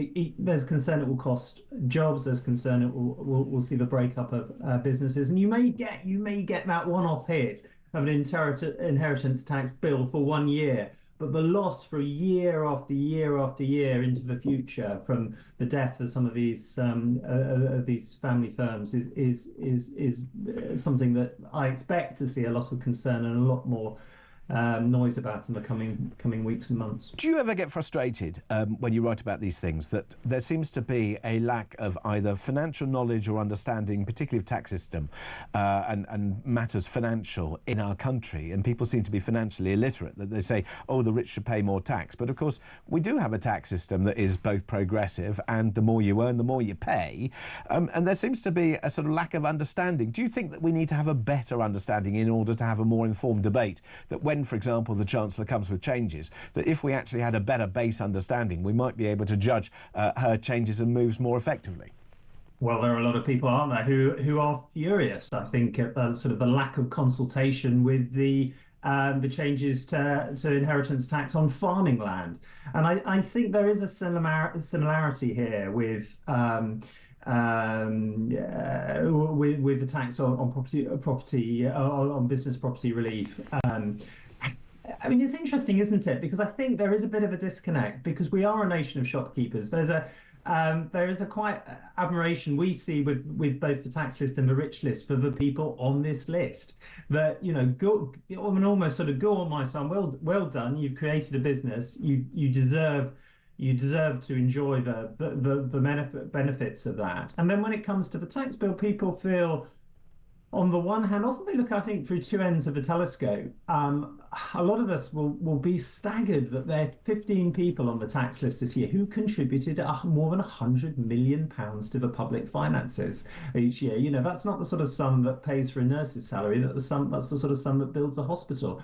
But there are other people out there who look at it through the other end of the telescope, and they constantly wonder, well, yeah, I mean, it's £10.5 million that everyone on the tax list contributed this year, but could they have paid more? And people view it differently, don't they? Well, they certainly do, and we've had quite a lot of questions from people asking, well, how many people get relief, and how many people have handed things over, and then what benefits will other people get? And then, look, we all know, look, just looking at my tax return, it's pretty complicated, and that's just me, compared to some of these huge astronomical figures, which is definitely not me. Sadly, I have no chance anytime soon of reaching your list, Robert, but it's a fascinating read. Thank you very much indeed for joining us. That's Robert Watts. He has investigated double-page spread in today's Sunday Times. Do have a read. It's fascinating. Hundreds of millions of pounds. These are the people that we should be talking to. These are the people who are investing in our country and our economy. These are the people that, frankly, if they're not employing people, if they're not making the moves and the decisions and investing, these are the people who are going to decide or, I don't know, sort out our economic trajectory, I would argue. Anyway, we'll take some more of your calls in a few moments' time. Plus, we'll be finding out about that poll and whether we really can, I don't know, see Nigel Farage in number 10 at some point. Whether that momentum of reform continues. We will continue our conversation. I'll be speaking to Lord Robert Hayward, Conservative pollster and peer. That's next on Talk.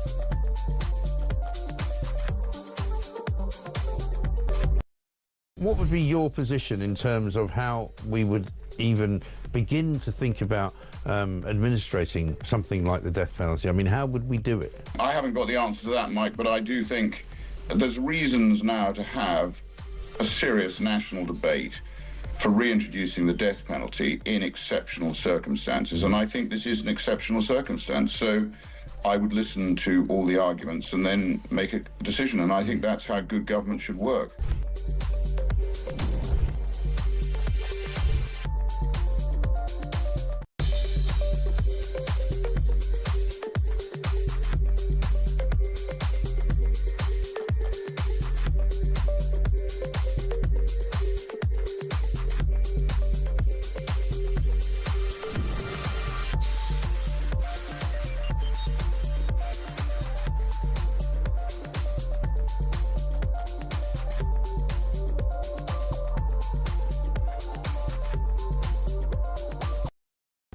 Across the UK, on DAB+, on your smart speaker, on your smart TV, and on your side. This is Talk. 11:49 is the time. Very good morning. It's me, James Max. I'm with you until 1 o'clock here on Talk. Yes, we've had all sorts of things to discuss this morning, and I'm sorry if we haven't got to your call. So if you want to have your say, you can do so. A couple of questions which are up for you. If you want to discuss anything that Nigel Farage said on this programme, you can do so. If you want to ask me a question, you can do so. And actually, if you want to go back to our original topic, which is who or what has damaged the United Kingdom, I'd be very happy to hear from you. 0344 499 1000. So we'll come back to your comments, and I'm sorry if I haven't come to your socials. I will pick them all up in due course. However, I don't need to report that Nigel Farage says his party has all the momentum in British politics. Why not? Because he said it here himself. This is Reform UK. They've now topped a national opinion poll for the first time in the wake of the sentencing of the Southport killer, according to this article which was printed yesterday. We've seen that they're now on 26%. Conservatives on 23% and Labour third on 22%. Can we trust the poll? Do we think that this is the momentum that Nigel talks about? Has support for reform indeed eclipsed both Conservative and Labour? Well, Lord Robert Hayward, Conservative pollster and peer, joins me now. Lord Hayward, very good morning to you. Thank you for joining us here on Talk. Is Nigel Farage to be believed when he says that he's got all the momentum in British politics? He would say that, wouldn't he? The answer is no. The opinion polls are all over the place at the moment, basically showing that there are three parties contending for leadership. The latest opinion poll, which I'm sure Nigel wouldn't want to refer to, actually shows Labour in the lead. But they are snapshots of the people they're surveying. There's no question that reform has very substantial momentum at this point because they're starting from a very low level in comparison with the other two parties. But it's not all in one direction. It's a combination of three different parties vying for leadership, vying for a position. And I suppose it's parties which are vying to be the opposition. Labour have not had the greatest start to any leadership of the country that I've ever experienced in my 54 years of life. In fact, I've never seen such a disastrous start from any political party in any position of power. And that comes with the likes of Liz Truss and indeed others who made such a horlicks of it. I'm absolutely astonished at the decisions that Keir Starmer and indeed Rachel Reeves and the team are taking. That having been said, I was in Parliament on Wednesday for Prime Minister's Question Time. I saw Keir Starmer. He was efficient with his responses. I thought Kemi Badenoch was utterly weak. Does she have a single chance of winning over the British public to become that main opposition? Yes, he has a chance. But there's an interesting subtext to the opinion polls. I was looking at them before I came on here this morning. And there's a very high proportion of the electorate who are actually saying they don't know how they're going to vote at the next election. It's this disenchantment with politics in general. I'd also say that, interesting about your comments with regards to Kemi Badenoch's appearance at pre-MQs, there are others who took the view that her concentration on education has resulted in a government announcement the next day that they're changing the incoming legislation. So each person's perception of current politics is somewhat different. Well, interesting that you say that, but it was interesting also that Keir Starmer at that particular exchange said that the change that was going to be announced was already in place, and he discussed it and announced it at that particular point in time. But Kemi Badenoch, interesting that, you know, she focused on education at that particular point, when surely everybody should be focusing on the lack of economic growth. The Conservatives, however, in their 14 years in power, they didn't really do what they said they were going to do. They didn't lower taxation in the way that they could or should have done. They didn't necessarily inject the economy, and they went after non-doms and various other people that arguably took then we saw people take fright from the UK with their money and their business. Have the Conservatives got to reinvent themselves to get themselves back up in the polls, do you think? Oh, yes, no question about it. They've got to. If there was one theme about the last general election, it wasn't we want a particular party. It was we don't want a particular party, and that particular party was the Conservatives. And you don't change that public perception in a matter of weeks or a matter of months. Now, Kemi Badenoch's made some comments this last 2 weeks, which are quite interesting, and she's begun to try and move away, but you can't change a public perception in a short period of time. She's going to have to take a year or 2 years to achieve that. You say that, but then in the 6 months since the election, Nigel Farage seems to have added at least 10 points to his popularity, if not more, by being very clear and very strident with his views. So there's an argument to say that if Kemi Badenoch came out with some policy, that would be a good thing. But she's refused to do so, either because she thinks that other people will steal it, or alternatively, they haven't got it. And that's part of the problem, is that until or unless people know what you stand for and know what you're going to do, they're not going to come and flock to you. Yeah, I think I can understand why people say that, but I think it's worth bearing in mind that in 2013, 2014, UKIP in its previous guise was recording very close to the same opinion poll levels that Reform now are. So it's not something that we haven't been to previously.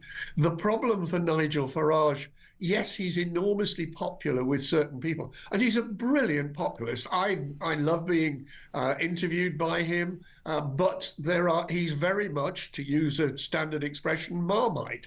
People have very strong views one way or the other. They either like him or they loathe him. But isn't that what you need in the quality of a leader? Isn't that what you need in the quality of a leader? And part of the problem that Kemi Badenoch has is that she's kind of not Marmite. People don't really care. Some people don't know who she is. She hasn't necessarily put herself on the map. And she's kind of neither this nor that, a bit wishy-washy. I think that's a fair comment to some people, but there are others, which is why, though, you have this high number of don't knows in the electorate at the moment, who are saying, well, it's quite right, the election's not going to be for 4 years or so, and therefore let's take time to get to know the people concerned, the different parties, because as you just put your finger on it, the Tory party has got to move away from the negative attitude that the public at large had of it as arising from Partygate and Liz Truss. What do your polls say about the things which the Conservatives should tackle or should have at the front of their either mantra or in terms of policy? Just a clarification, they're not my polls. I just spend my sad time reading everybody else's polls. What is quite clear, and it's always the case, is that the economy, is the top issue for the public in general. Then come two particular issues broadly. One is immigration and the other is the National Health Service. There was a period a few months ago where all three were closed, but the economy, because of the problems you identified in relation to Keir Starmer's government, has moved up again as clearly the biggest issue. Climate change was a big issue. It's still important to certain people, particularly the younger population, but it's not on a par with immigration and the NHS now. And just finally to you very briefly, if one's looking ahead at whether it's elections, local or national, Are we heading into an era where unpredictability and strange results is what we should expect? Absolutely. The last election had huge numbers of seats that were won by very small margins, and I would expect that to continue as long as you do have three major parties vying for a popular vote and the Lib Dems concentrating on particular seats. There we go. Well, it looks as if we're heading into even more interesting times than we have been in before. Lord Robert Hayward, Conservative pollster and peer, thank you very much indeed for joining us here on Talk, where the conversation will continue. We're going to be talking about President Trump. He said he was considering U-turning on his decision to withdraw from the World Health Organization, but will he? Plus, we're going to be getting all the latest entertainment news. I'll be joined live in the studio by Virgin Radio's Steve Denyer. Plus, we'll be taking more of your calls. Yes, we'll be turning our attention back to who or what has damaged the United Kingdom. But I also want to find out, on the basis that the blockers, we're all in trouble. If you want to block something, you're in trouble. I want to know what you would block and why. 0344 499 1000. Plus, we'll still get to the subject as to what is healthier. Is it a big old fry-up, or is it a nice, delicious granola, fruity yoghurt, and perhaps a glass of fruit juice? All of those questions and more going to be answered here on Talk. You can give me a call. It's 0344 499 1000. I'm James Max.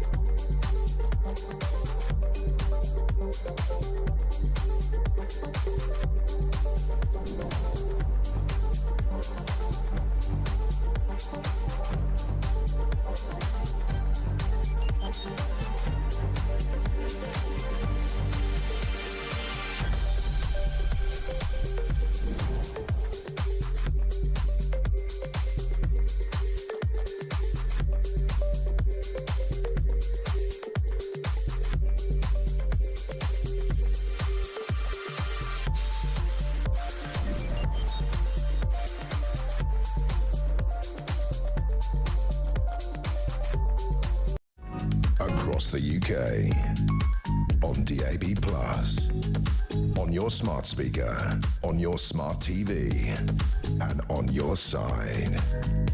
This is Talk.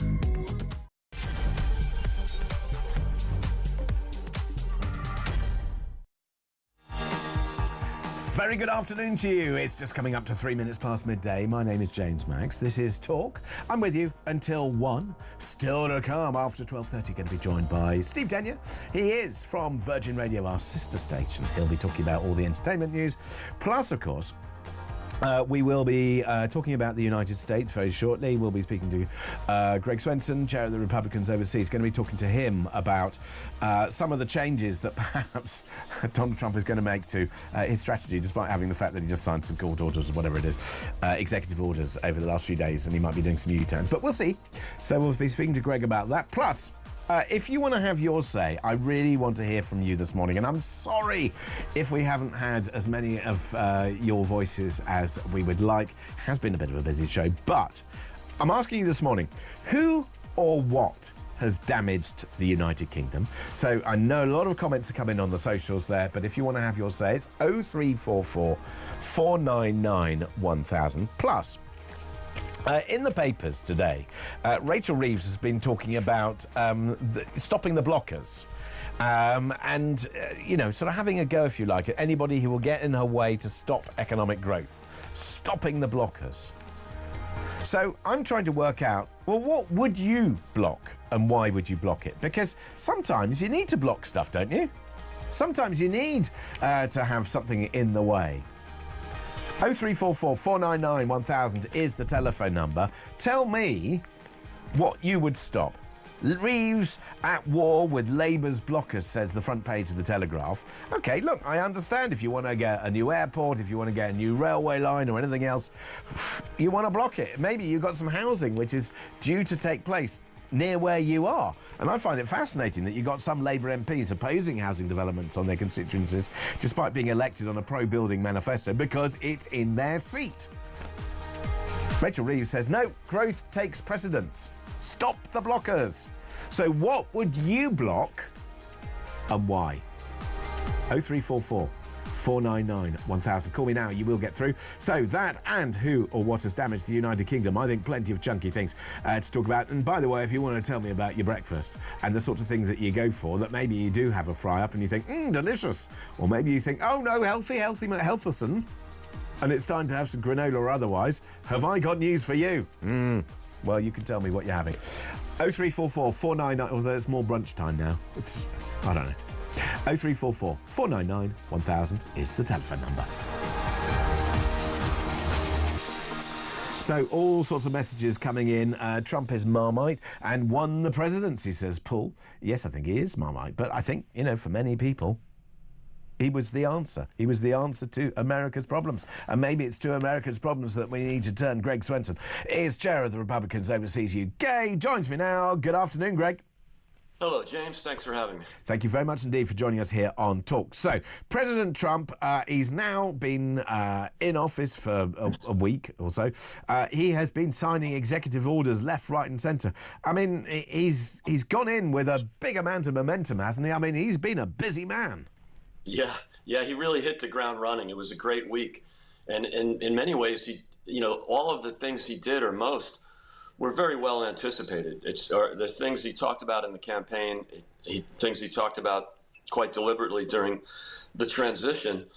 So I think the voters and the American people were thrilled to see, the kind of action that we saw last week. When you say action, some of the action did draw a little bit of a breath, and I did quite enjoy when he was signing those executive orders, because he does do a lot of them, and he goes through them and he goes, oh, there's a big one, there's a big one, yeah. Oh, and he does that little sort of like weird smile to the camera, and oh, there's a big one. And one of the big ones was the US withdrawing from the World Health Organization, and it's a funny sort of organization because it's a branch of the UN, the United Nations. They have these grand titles, but in fact, basically, they're Western organisations which do Western things and they push a Western agenda, and sometimes they can be incredibly inefficient. And when it comes to the World Health Organization, Trump had quite a few choice things to say about the support or otherwise from China and elsewhere and the direction of travel, which rather indicated why he wanted to withdraw. Might he be having a change of heart, though? I don't think so. I mean, look, he withdrew during his first term on a temporary basis. This time around, you've had another 4 years of seeing how they operate. The head of the organization is basically a Marxist. The Chinese have a lot of control over the organization, and yet the American taxpayer pays for it. So it's just one of many things that he'll drop out of. and one of the many. So is it a change or drop, or is it just a drop? No, I think it's a drop. I think he tried that in the first term and it didn't work. So I think he had good reason to do that, and I'm quite sure the American voters would support it. Now, what's Trump playing at with British politics, to the extent that we thought that Nigel Farage was kind of his best British friend? Yeah. Nigel wasn't invited, and I didn't ask Nigel because I thought it was rude. I didn't ask Nigel why he wasn't in the the sort of ceremony of 600 people, but Boris Johnson was. But anyway, he's clearly been in the United States. He spent a lot of time with Donald Trump. And then suddenly we got Donald Trump telling Keir Starmer, or saying about Keir Starmer, that he's doing a good job. What's going on there? Yeah, I mean, look, I think President Trump loves the UK, first of all, so it doesn't matter who's prime minister. Well, who wouldn't? Yeah. I mean, it's a fantastic country. Yeah, of course. I mean, it's going through a little rough patch right now, and I think, I think the president wants the best for the UK. He knows that if Keir Starmer could pivot a bit toward some of President Trump's policy views, it would be good for the UK. Can I pick up here's my conspiracy theory. Sure. My conspiracy theory is that Donald Trump, President of the United States of America, is a very smart man. He's also driven by a deal. He knows the electoral system in the United Kingdom means it is unlikely that there is going to be a general election for some time. He wants to have the invitations whilst he is president, and therefore he can't wait for the next election and wait for the people that he really likes to come in. So first of all, it's a personal thing that he really wants to be invited, and he wants to come and he wants to do the palaces and the king and all that stuff. The second thing is that Donald Trump is a business person and he would like to do some deals. And he knows that if the economy is a bit trashed, he'll get some cheap deals. So it's a win-win. Personal level, gets to see the king, have a bit of champers in Buck House, and privately and publicly, rather, American companies, and he can do some great deals and pick up some cheap bargains after Keir Starmer and his team have trashed the UK economy. Look, I agree with the first part, because I think President Trump really loves the UK. He really enjoyed both of his visits during his first term, especially the state visit. And yeah, sure, he'd like to see that again. I think it's good for both countries to have that kind of relationship and bring some style and some excitement to both sides. But on terms of the deal making, it's win-win. I think, any deal that he does will be good for both economies. I don't think he's not a zero-sum person. He might be with China, he might be with Mexico, but not with the UK. And if Keir Starmer could take a page out of the Trump playbook, I know he's not going to go full MAGA, okay? I get that. But if he can just pivot on the climate alarmism, if he can pivot on tax and spend, just embrace some of the policies that President Trump would agree with, that would help the relationship. He'd be flattered by it. And also, it would be good for the UK, right? I mean, it absolutely will be. Now, you know that when a political slogan becomes part of a lexicon, we know and understand that means it has really resonated. And particularly if a slogan like Make America Great Again has resonated over in the US, it's also resonated here. And you definitely know it's resonated when businesses and companies started doing it. I was driving down yesterday and I saw some summer cooking equipment, and it said Make Summer Great Again. And it had this sort of cooking and grilling equipment and all that sort of business. Make something great again has definitely resonated. Yeah. What does that look like when Trump, now in his second term, he's got to do something that actually makes a difference? What does making America great again look like in terms of him having a successful legacy? Because this is what presumably he's now going to have to work on. He's got a full term, unopposed, but he's got to do something. Yeah, sure. And I think it'll be a combination of things he did in his last term, which worked. So we have proof that those policies worked. And then, some newer things like getting rid of DEI. That's a new thing. It didn't really exist 8 years ago. Getting rid of DEI, getting rid of ESG, getting rid of... So DEI, diversity, equity and inclusion, all of those sorts of targets, which I have to say, you know, he went back to basically saying, and I dare say other people would too, which is, you pick the best candidate. I never want to see somebody discriminated against either because of a physical or mental disability or their race or their religion or their background or their age or their wealth or anything else. I don't want to see people discriminate. I just want the best person for the job.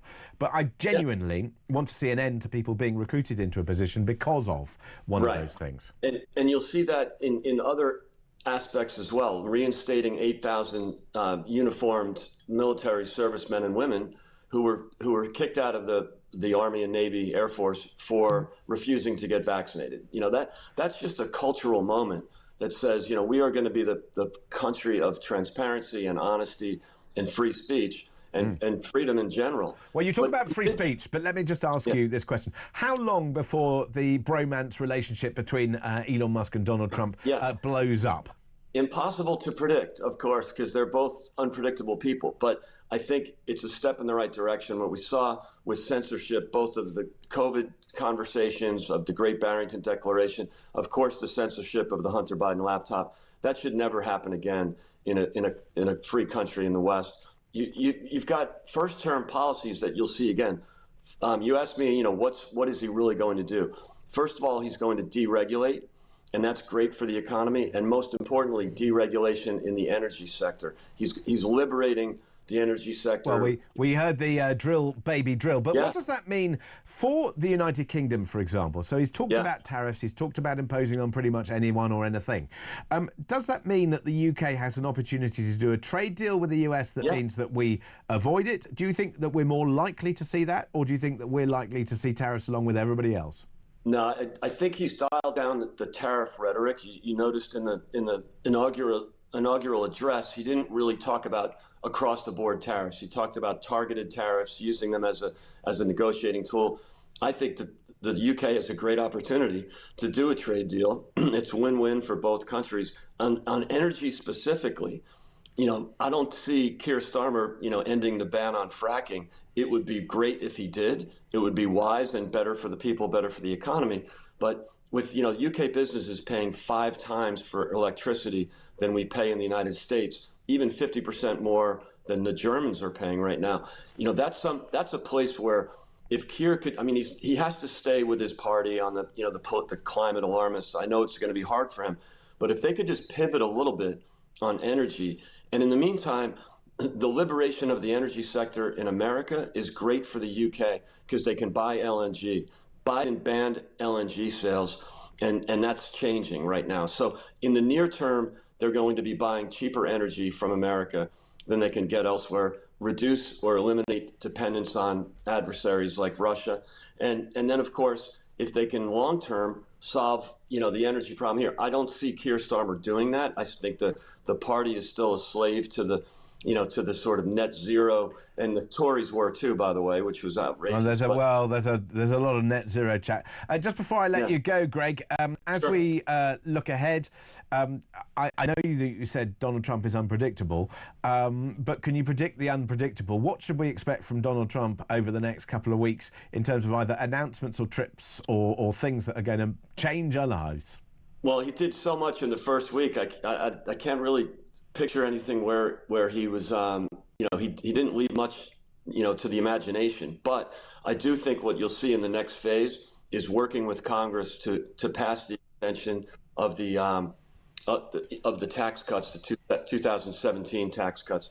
So that's really important. He's got to get a win there. And then, of course, you have, you know, other things that he has to run through the Senate. So I think it's, you know, the announcements were great. All of the executive orders, some of them, there's pushback on some of those. He's going to have to go to Congress to change the birthright citizenship, for example. But most important is extending the tax cuts. And then he just starts deregulating like crazy. Well, let's see, tax cuts and deregulation, and maybe somebody here will drink some of that Kool-Aid and we can learn the lessons. That would be great. Greg Swenson, Chair, Republicans Overseas UK, thank you very much indeed for joining me. 0344 499 1000 is the telephone number. I've asked you a couple of questions. First of all, what would you block and why? And also, who or what has damaged the United Kingdom? Chris is in Epsom. Chris, good afternoon. Hey, James.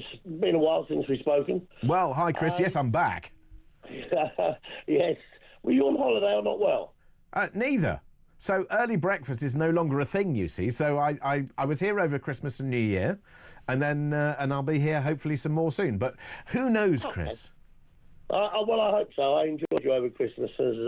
Well, thank you. I mean, hopefully today's been an absolute banger of a show. Yeah, it has. Take my hat off to you, it has. And what a jackpot getting Nigel on as well. Well, we do our best. We do our best. Yeah. I think credit to the team where credit is due. Yeah. Well, I'd like to put my block in. I'd like to block Miliband and his 4,000 acres purchased in Norwich by BlackRock for Dale Vince to build his solar farm and wind farm. Oh. And they're going to put because. So is it 4,000 acres? Yeah, that's the start of it, and the inheritance tax on the farmland is the next way they get the land.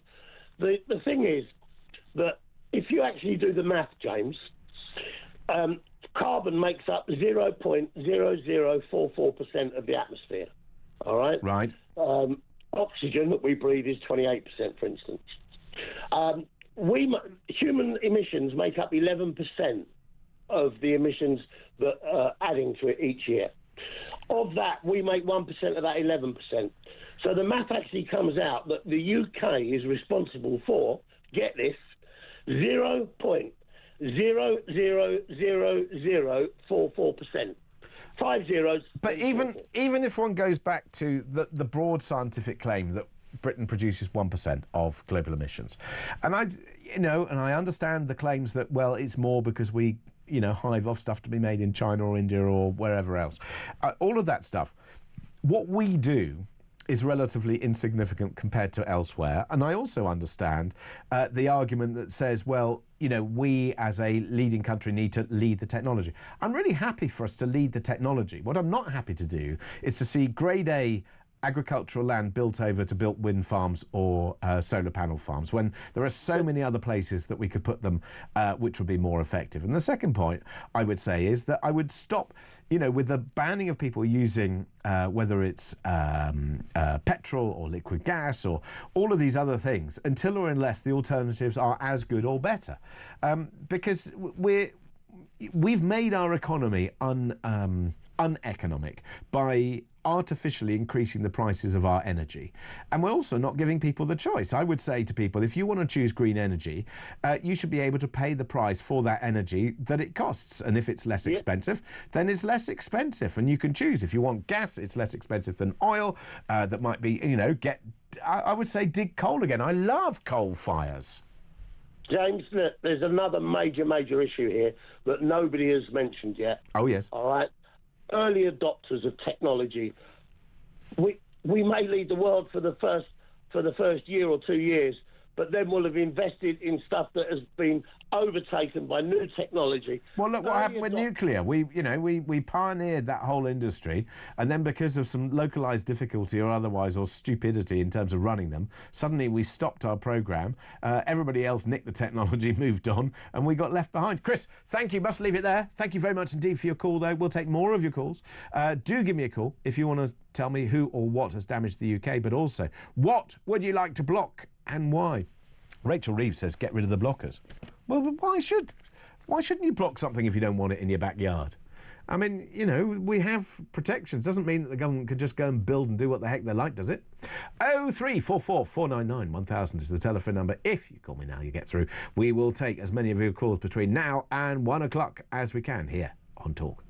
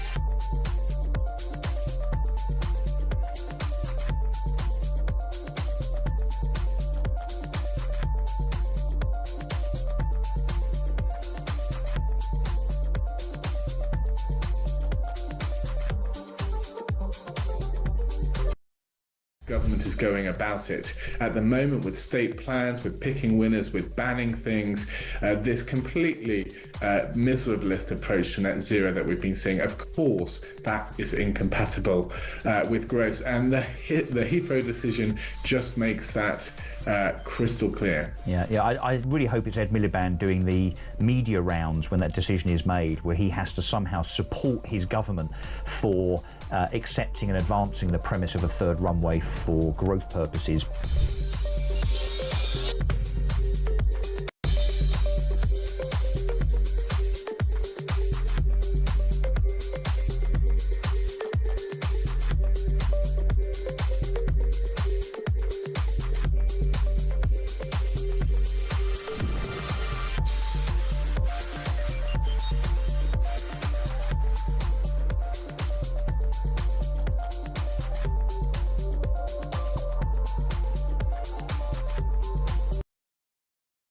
Across the UK, on DAB+, on your smart speaker, on your smart TV, and on your side.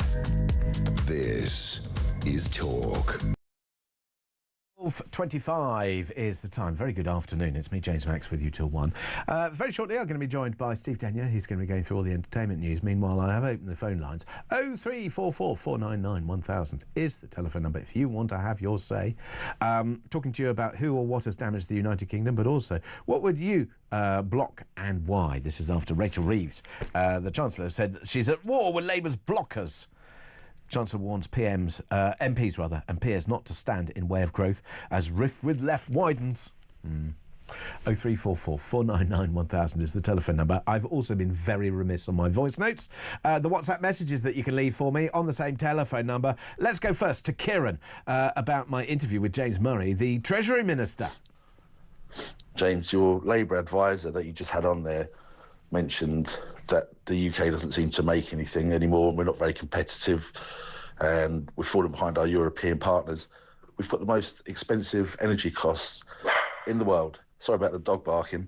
I've got a manufacturing company and the bills would make your hair fall out, and it has made my hair fall out, to be fair.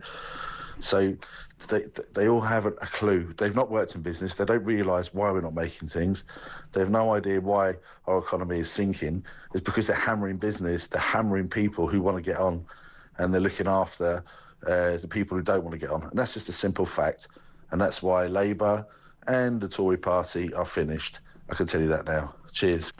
Kieran, thank you very much indeed for that, and thank you very much indeed for your dog that gave us certainly some good commentary on some of the situations, and I couldn't agree with you more. Let's just pick up a couple of messages that came in earlier about Jonathan Liss, who is going through the newspapers and comments and stories with me. Here's Mike. Hi James, Mike from Durham. Being British, have we forgotten? Jonathan Liss is part of the problem, and his left-wing political leanings and their hatred of everything British. Every time he opens his mouth, you can see it. Even down to, oh, get us back into Europe, please. No. Deal with Europe, trade with Europe, but that's it. No more. It's time we had a government for us, not for every other country in the world. There we go. Thank you for that, Mike. Let's go to John, who has something to say also about Jonathan. Hi, James. I'm listening to Jonathan talk, and he's talking about the lived experience of people. Okay, well, the lived experience under this government is people wondering where the next meals come from. Will they have a job come April? What's going to happen kind of in the next few months? Is their shopping going to become more expensive? How are they going to cope? What's going to happen when council taxes rise? What are we paying for? These are the lived experiences that people are going through. John, thank you for that. Let's pick up a message from Ian, who wants to pick up the Labour Minister, James Murray MP, who I spoke to earlier in the show. Ian. Hi, James. It's Ian from East Grinstead. Listen to this Labour MP talking about economic growth. It's about time these people open their eyes and realise just what they're doing to the economy. They're absolutely trashing it. And for him to say they're trying to encourage entrepreneurs, why can he explain, or how can he explain then there's the highest level of millionaires leaving this country and businesses closing down than ever before? They are financially incompetent, and until they start opening their eyes and admitting this, we're going to keep going down this doom spiral. These people are making me absolutely sick. Ian, thank you for that. I don't think they are going to admit that they've made either the wrong decisions or indeed anything that they're pursuing. But I think your views are shared by many who are listening and watching right now. Paul has some comments on Rachel Reeves, I believe. Paul, over to you. Good morning, guys. Paul from Hartlepool. I knew this budget was going to be bad when I heard Rachel Reeves quote the statement, "the white heat of technology." If you remember, Harold Wilson used that statement in 1964, and 2 years later we had to devalue the pound. Also in 1948 we had to devalue the pound. So the evidence is there. This is the most dreadful budget in my entire lifetime, and I do believe that the people that dealt it are economically illiterate. Thanks, guys. Good morning. There we go, Paul. Economically illiterate. I couldn't agree with you more. Let's go very quickly to Carol, who's in Cornwall. Carol, good afternoon. Oh, good afternoon. I must say that I agree with your previous callers, that they are economically illiterate. Economically illiterate. I mean, it wrings my hands. I understand that people have different political views which lean to, wanting different people to, be responsible for certain things. But when it comes to just illiteracy and just taking decisions that make none of our lives any better, I despair, Carol.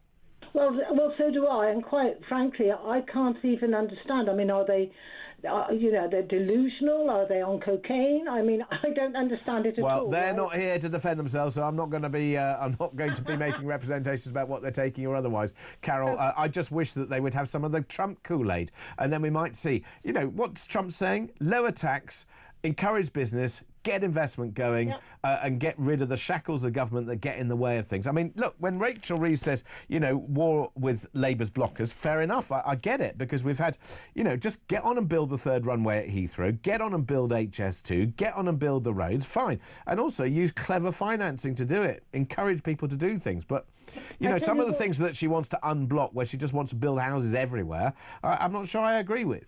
No, well, that's not really why I phoned up, to be honest. Oh. I phoned up because I was hoping to speak to Nigel Farage. Yes, I'm sorry. We sort of ran out of time, really. That's fine. I was concerned. I mean, I did vote for him last time for reform, but I'm questioning things now. I didn't like his stance on Shamima Begum, because I think we all know that she would never end up in a high security prison, for the fact that really there is no real evidence, because she was in a war zone, and the likelihood of her ending up behind bars for any length of time, I think, is extremely remote. And the other issue that I have with reform now is Charlie Mullins.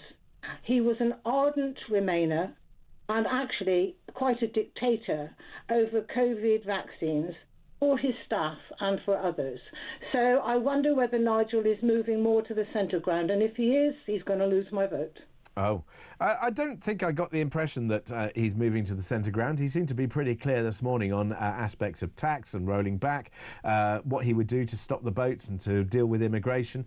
And he was very clear on all the questions. I mean, it's quite refreshing to hear a politician, whether you agree with him or not, to hear a politician answer your questions. I mean, you heard my questions to the Labour Party economic spokesman, when James Murray, when I was talking to him about, Treasury matters, and he didn't answer a single question that I had, whereas at least Nigel answered all the questions that I had for him. Yes, he did, and I mean, he always does seem to answer them. But these two things do concern Well, I me. suggest, I'm sure that he will appear on this radio station again. Make sure you get your question in earlier or something. I'm sure he would be very happy, and he'll give you a very direct answer, Carol. But thank you very much indeed for your call. You certainly aired it, and I think it's important that we do hold our politicians to account. Meanwhile, I will take some more of your calls on who or what has damaged the United Kingdom and Who or what would you block and why? 03, I say who because I've had quite a lot of who's as opposed to what's. 0344 499 1000 is the telephone number on those. Plus, we may very well talk about that healthy or not so healthy option for your brekkie. That's all coming up on Talk. Plus, the legend that is Steve Denyer from Virgin Radio. He'll be with me next on Talk.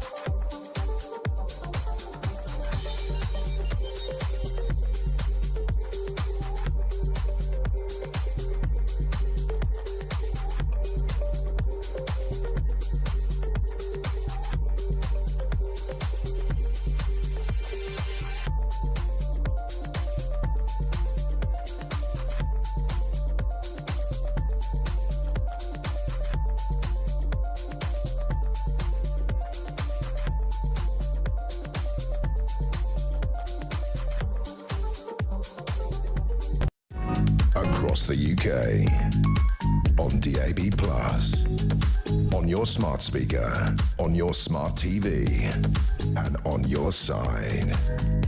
This is Talk. 12:36 is the time. If I wasn't all wired up and mic'd up, I'd be standing. Why? Because I'm in the presence of greatness. Steve Denyer from my sister station, Virgin. He is here. So nice to see you. It's nice to see you. It's lovely to be back. And, you know, a very pleasant hour of the day as well, because we used to bump into each other at 4, half 3. Our greeting to each other was, good morning, early breakfast. It was. It was. And in fact, I've got the whole early breakfast crew pretty much behind the glass today. How lovely. It's almost nice like... treat. It's like going back to school after you've left. Yes. Yeah, a little bit like that. But you look fresher, younger. Yeah. Well, I've had some sleep. Well, exactly. And I'm hoping that I may be back. I'm hoping that I may be taken on as a teacher. To continue that analogy. Watch the space. Yeah, watch the space. Listen, something's happening. Somebody said to me, was your show today, was that some kind of audition? It's a pretty good audition if it was. There you are. Yes. The best. Anyway, let's talk entertainment. What's happening? We must talk about, I mean, everyone's talking about this, The Sun on Sunday, yet another Strictly controversy. This is actually looking a bit like the Greg Wallace issue that we had at the end of last year. This is Wyn Evans caught on camera. So this is now the third thing. And you know these stories, they kind of come about and they build, and then more people get involved and say, well, this happened to me. The latest. So is this a Strictly build, or is this a Wyn Evans build? Because he's had some stuff about him in the past where people have said, wasn't there that whole thing where, you know, he did an inappropriate hand glance or something, and then it was like nothing, was a joke, and then, you know, well, it clearly wasn't a joke. I've watched that clip so many times. That wasn't a joke. That was a Melania Trump style slapping the hand away. You know, you could just tell there was nothing funny. That was. I don't think that weird. was a joke. I mean, I don't know about you, but I've never had anybody either, do that to me or, because I've never sort of gone there with that, sort of directional approach. But anyway, what's he been caught on film saying or doing? So this was the launch of the Strictly tour, which happened a couple of weeks ago in Birmingham. They launched the tour. Out of interest, the tour was supposed to, we went ahead in Glasgow last night without him. He pulled out last night. But there's some film of him making a sexual jibe about female presenter Jeanette Mamrara. And I'm not going to repeat what was said, but it's all over. You'll see it today online. So you've got that on top of the groping incident. That was with Cathy Jones on air at Strictly. Plus, you've got a crude makeup joke. He made some kind of crude joke to a makeup artist. It's all coming out. That's why it reminds me of the Greg Wallace thing, because it seems more and more people now are piling on, saying, hang on a minute, we've also experienced this. Is it because... and does this happen because people just, I don't know, for whatever reason, they think that these things are funny? Is it because people are not necessarily given the training or the help necessary just to say, look, just because you're famous or in the public eye doesn't mean that you can behave in any way differently and also a lot of these things that people do, 20 years ago, people used to say and do all sorts of things which today you would be cancelled for. If I look back into my work life, the things that people said to each other in the office on a daily basis, it makes my skin crawl as to what they said. I never really said, I don't think I did. I don't think I said those things to people at all. But other people did, and I kind of shied away from it. But the environment's changed, hasn't it? Yeah, it has. And it's really interesting what you say. These guys are of a certain age, have been around for a long time, and it would seem for a lot of them, past behaviour is catching up. And but who... How are they not reading careful. the room, though? Well, this is it. It's not about... Some people think they're invincible, don't here's they? the thing. People sometimes say, oh, you've got to be so careful what you say. I don't think you do have to be careful what you say, because there are some things that you just should never say. Yeah. And, of course, there's a difference between being funny and just being rude. Yeah, but some people don't get it. We know people who don't get it. We know people who clearly can't read In this room. building... No! I didn't say anything about this building, but we were with people... You implied it. He implied it, ladies and gentlemen. But it's a common sense thing, and I think we go back to that argument of, and I know lots of people who work for the BBC, lots of very successful people, and there is that element of them being put on a pedestal. They're invincible. When people were trying to complain against Hugh Edwards, they were told... You can't do that. But also that's he's because our big star. But here's the other thing about the BBC, which I think is people often complain that people at the BBC get paid a lot of money, and I'm sure we'll see stories about a new presenter of a Radio 2 breakfast show and he'll get an uplift and blah blah blah. I dare say if he was in the commercial environment, he'd be paid a lot more, and he will be getting a lot more publicity as a result of being on the BBC than he would perhaps if he were to do a commercial thing, even though he might be getting paid less. Publicity. So the responsibility, if you like, that you have, but then also this inability of the BBC that they've got somebody who is kind of less expensive than they might have to get, so they kind of have to look after that person, but they've also got to make sure that that person doesn't over-abuse that huge level of publicity that they get. I think things in the last year have changed so much there. I mean, even with Strictly, they reckon when Strictly returns, if it returns, probably will return at the end of this year, they'll be wearing, the rumour is, body cam cameras, which will show what's going on in these rehearsals. So I think the BBC are going to be all over it. I mean, I'm surprised that they haven't used technology just to basically say, look, this is a show. Look, I've done reality TV. Even then, 20 years ago when it was filmed, we were followed everywhere. Yes. And, things that you said or did were, the camera was never off. No, indeed. Anyway, that's that. Wyn Evans has apologised. We'll see whether it still We'll see what continues. happens, but it's building, so it's one to keep an eye on. It is, but generally when an apology happens, you would hope that that's the end of it, but it depends whether anything else comes out. We've got a story about Liam Payne, the Brit Awards coming up yes. soon. Are the Brit Awards still relevant? Well, I used to go years ago. It was wonderful. They're a big night. We've had so many things happen over the years. It's a live show. I think very much, when Amy Winehouse was around, that was the peak of its kind of controversy. No one knew what was going to happen. It was a live show. Do you remember when Madonna was kind of like tugged off that staircase, and it's live and anything can happen. They put it into a delay. Who's now. presenting it? Jack Whitehall this year. Oh, again. So that's... He's good. He's very good, and it always happens funny. at London Zoo too. Kylie's going to be playing, Dua Lipa's going to be playing. The rumour is today that One Direction could get back together. This is to honour, Liam Payne, who we lost in October. I mean, if anything was going to bring them back together, then something like this might. And that would be And I think it would be a special. great moment. I think it would be special. And I think, sometimes they're sort of denigrated. Oh, it's like, pop trash, blah, blah, blah.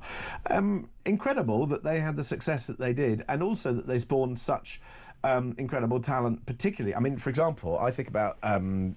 Niall Horan, who during the pandemic artist. Did a solo gig at the Royal Albert Hall. I'd obviously talk about my connection there as a trustee, and he did a sort of behind closed doors gig. The sales and the response to that was absolutely extraordinary. It just shows his star power. And then, of course, you can't ignore Harry Styles. I mean, Harry Styles. The albums that he've produced, it doesn't matter what your musical persuasion is, they are technically and also popularly, brilliant pieces of work. He is another dimension. Artist. Another dimension who's just got it right.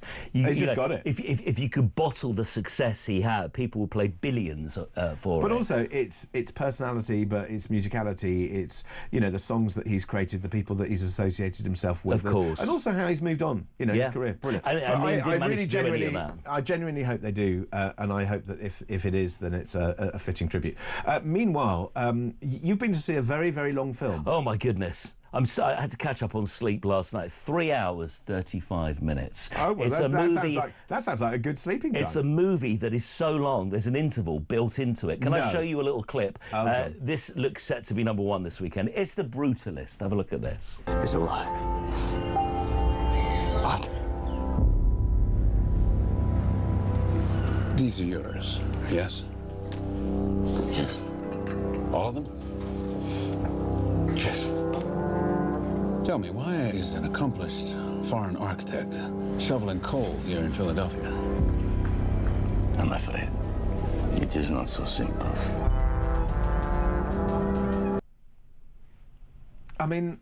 So that's 30 seconds of 3 hours, 35 minutes. What's it about? Hungarian Jewish Holocaust survivor. Why didn't they just do 2 films? Well, it is kind of 2 films. It's interesting. An hour and 55 minutes is part 1. Right. And then you get this 15... I've never seen a movie like this. So it goes to black. But then why and would then you... a timer appears, counting down 15 minutes. Okay. So well, that means you can have outside. a wee, you can get some popcorn and all that sort of stuff. So you feel strangely refreshed going into part 2. Now, part 2 is an hour and 35 minutes. Yes. And then it goes straight into the very final, like the epilogue right at the end. Right. Which is Was another... it good? 50 minutes. It's a beautiful movie, which I would have rather have seen at home over 3 nights. You see, sometimes films are better at home and sometimes they're better in the movie theatre. But it is so beautiful. Like, the soundtrack's perfectly woven in. But, it does smack of somebody who's got a big budget and they're going to use it. But like you've just seen on screen, if you're watching, it's up for 10 Oscars this year. Okay. So it is, if you like your films, every year you get one of these stunning movies that everybody talks about. I don't know, I had a hankering over the weekend. I think I need to go and watch a Wes Anderson film soon again. Okay. I just like that style. Yeah, well, we like our things, don't we? I think every movie should be no longer than 90 minutes. I think you're about right. And you're getting to that age. Anyway, let's talk about All Eyes On. Brian and Maggie on Channel 4. Yes, so this is... Actually, should we look at it? Let's look a little bit. Let's look at it. Let's look at this. He's a journalist at the end of the day. These people must always be kept at arm's length. Are we all ready to face the lens of history? A quick intro and presumably a 2-shot before moving to... Yes, right. Should that go, that ornament thing? It looks as if it's sticking out of my head. I want people to think I've been impaled. Never compromise, never flinch, and you can forget your naysayers. And I do like fun. One day, someone will come for me. I reckon there's no one you won't be able to see off, Margaret. I really want to watch this. I'm excited about this. Yes. So this is Brian Walden. Yes, who was a legend. I mean, I grew up watching his interviews. Wasn't he a former Labour MP, but he was respected across the political spectrum. Yeah. And, of course, Margaret Thatcher, in my view, one of the greatest prime ministers this nation ever had. And of course, they used to do... Where are those set-piece interviews? I mean, I tried to do one today, but I mean, you know, and it was very good. Well, it was okay. But I think, you know, I would like to see more of those set-piece interviews. Those were things that people... the other thing is that people really watched it. So when is that on? So you can watch it now. It's on the Channel 4 player. It's going to be shown on Wednesday and Thursday this week. So if you want to watch it on, you know, terrestrial TV, it's going to be on. Steve Coogan as Brian Warden. Harriet Walter, interesting. She was 15 years older than Margaret Thatcher. Doesn't really look like her, but after a couple of minutes, you really believe this. And I remember seeing this interview. This was their final interview before she stepped down, an explosive interview. Lots of people would say that he irked her, you know, that she kind of lost control during the interview. Some people are saying, why didn't they just show the original? But it is good. The original's on YouTube. I think watch this, then watch the original and see what they've done to it. Interesting. OK, there we go. Many, many things for us to do. Steve Denyer, as always, when can people find you next on our sister station, Virgin Radio? Back on the lovely Virgin Radio before Chris Evans tomorrow morning, all this week. Breakfast? 4 a.m. Not cancelled? To 6:30. Oh, look at you. Yet. How it is not to be cancelled. There we are. That is Steve Denyer. Bring us up to date with all the very latest entertainment news. Thank you very much indeed. Look forward to seeing you again very soon. And, of course, you can join in for early breakfast on Virgin, our sister station, should you wish to do so. Meanwhile, more of your calls are next here on Talk.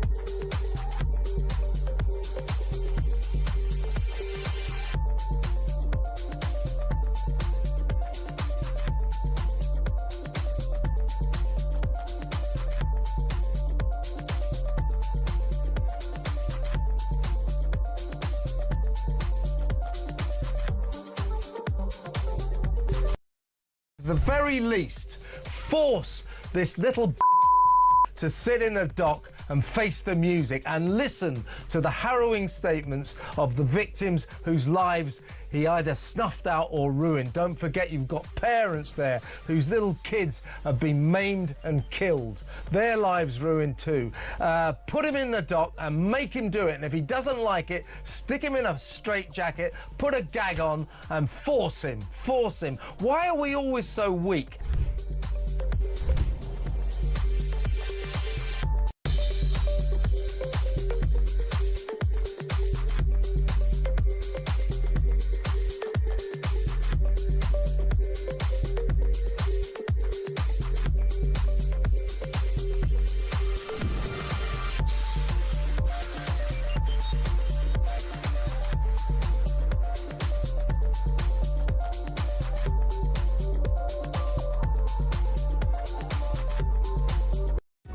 Across the UK, on DAB+, on your smart speaker, on your smart TV, and on your side. This is Talk. 12:52 is the time. It's me, James Max, with you until 1 o'clock here on Talk. So, talking to you about what or who or what has damaged the UK, but also what would you like to block and why? And I might just come to that story about what's more healthy in terms of brekkies. But let's go to more of your voice notes. My goodness me, we've had all of these. Jay, on what has damaged the UK? The rest of the country. Cheers, mate. Bye. Oh, well, that's as useful as a hole in the head. Thanks, beep. Okay, right. That's technology for you. Let's hear from Christine on Nigel Farage. Hello, it's Christine from Surrey, phoning in as a Reform member. Nigel has just said that the farmers will win, and I hope he's right. But can I remind Nigel that the fishermen didn't win, did they? Because we haven't linked channel crossings to fishing licenses to the French. And instead of paying them hundreds of millions of pounds, we should actually be penalising them. And there we go, Christine. Thank you for that. Some very incisive advice for Nigel there. Michael, what have you got to say? Michael? Hi, James. It's Michael from Norwich. I saw Nigel Farage on the television. Do you know what? Unless you're completely dumb, or even a Labour voter, the things that Donald Trump say and the things that Nigel Farage say are totally common sense. So how can people, unless they're completely dumb, not embrace what these people are all about? And then they call them far right just because they speak common sense. Well, there we go.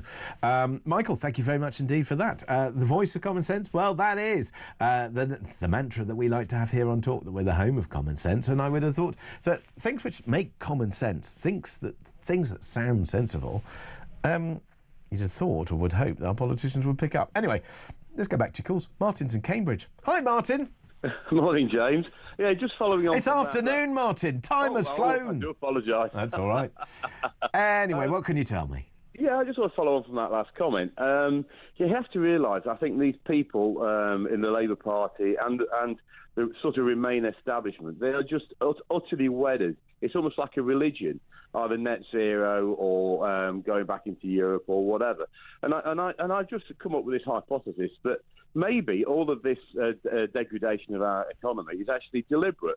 Now, Labour Party want to bring in votes for the 16-year-olds and also Europeans. And I personally think, because Labour Party know they've blown it, they won't get elected in the next election.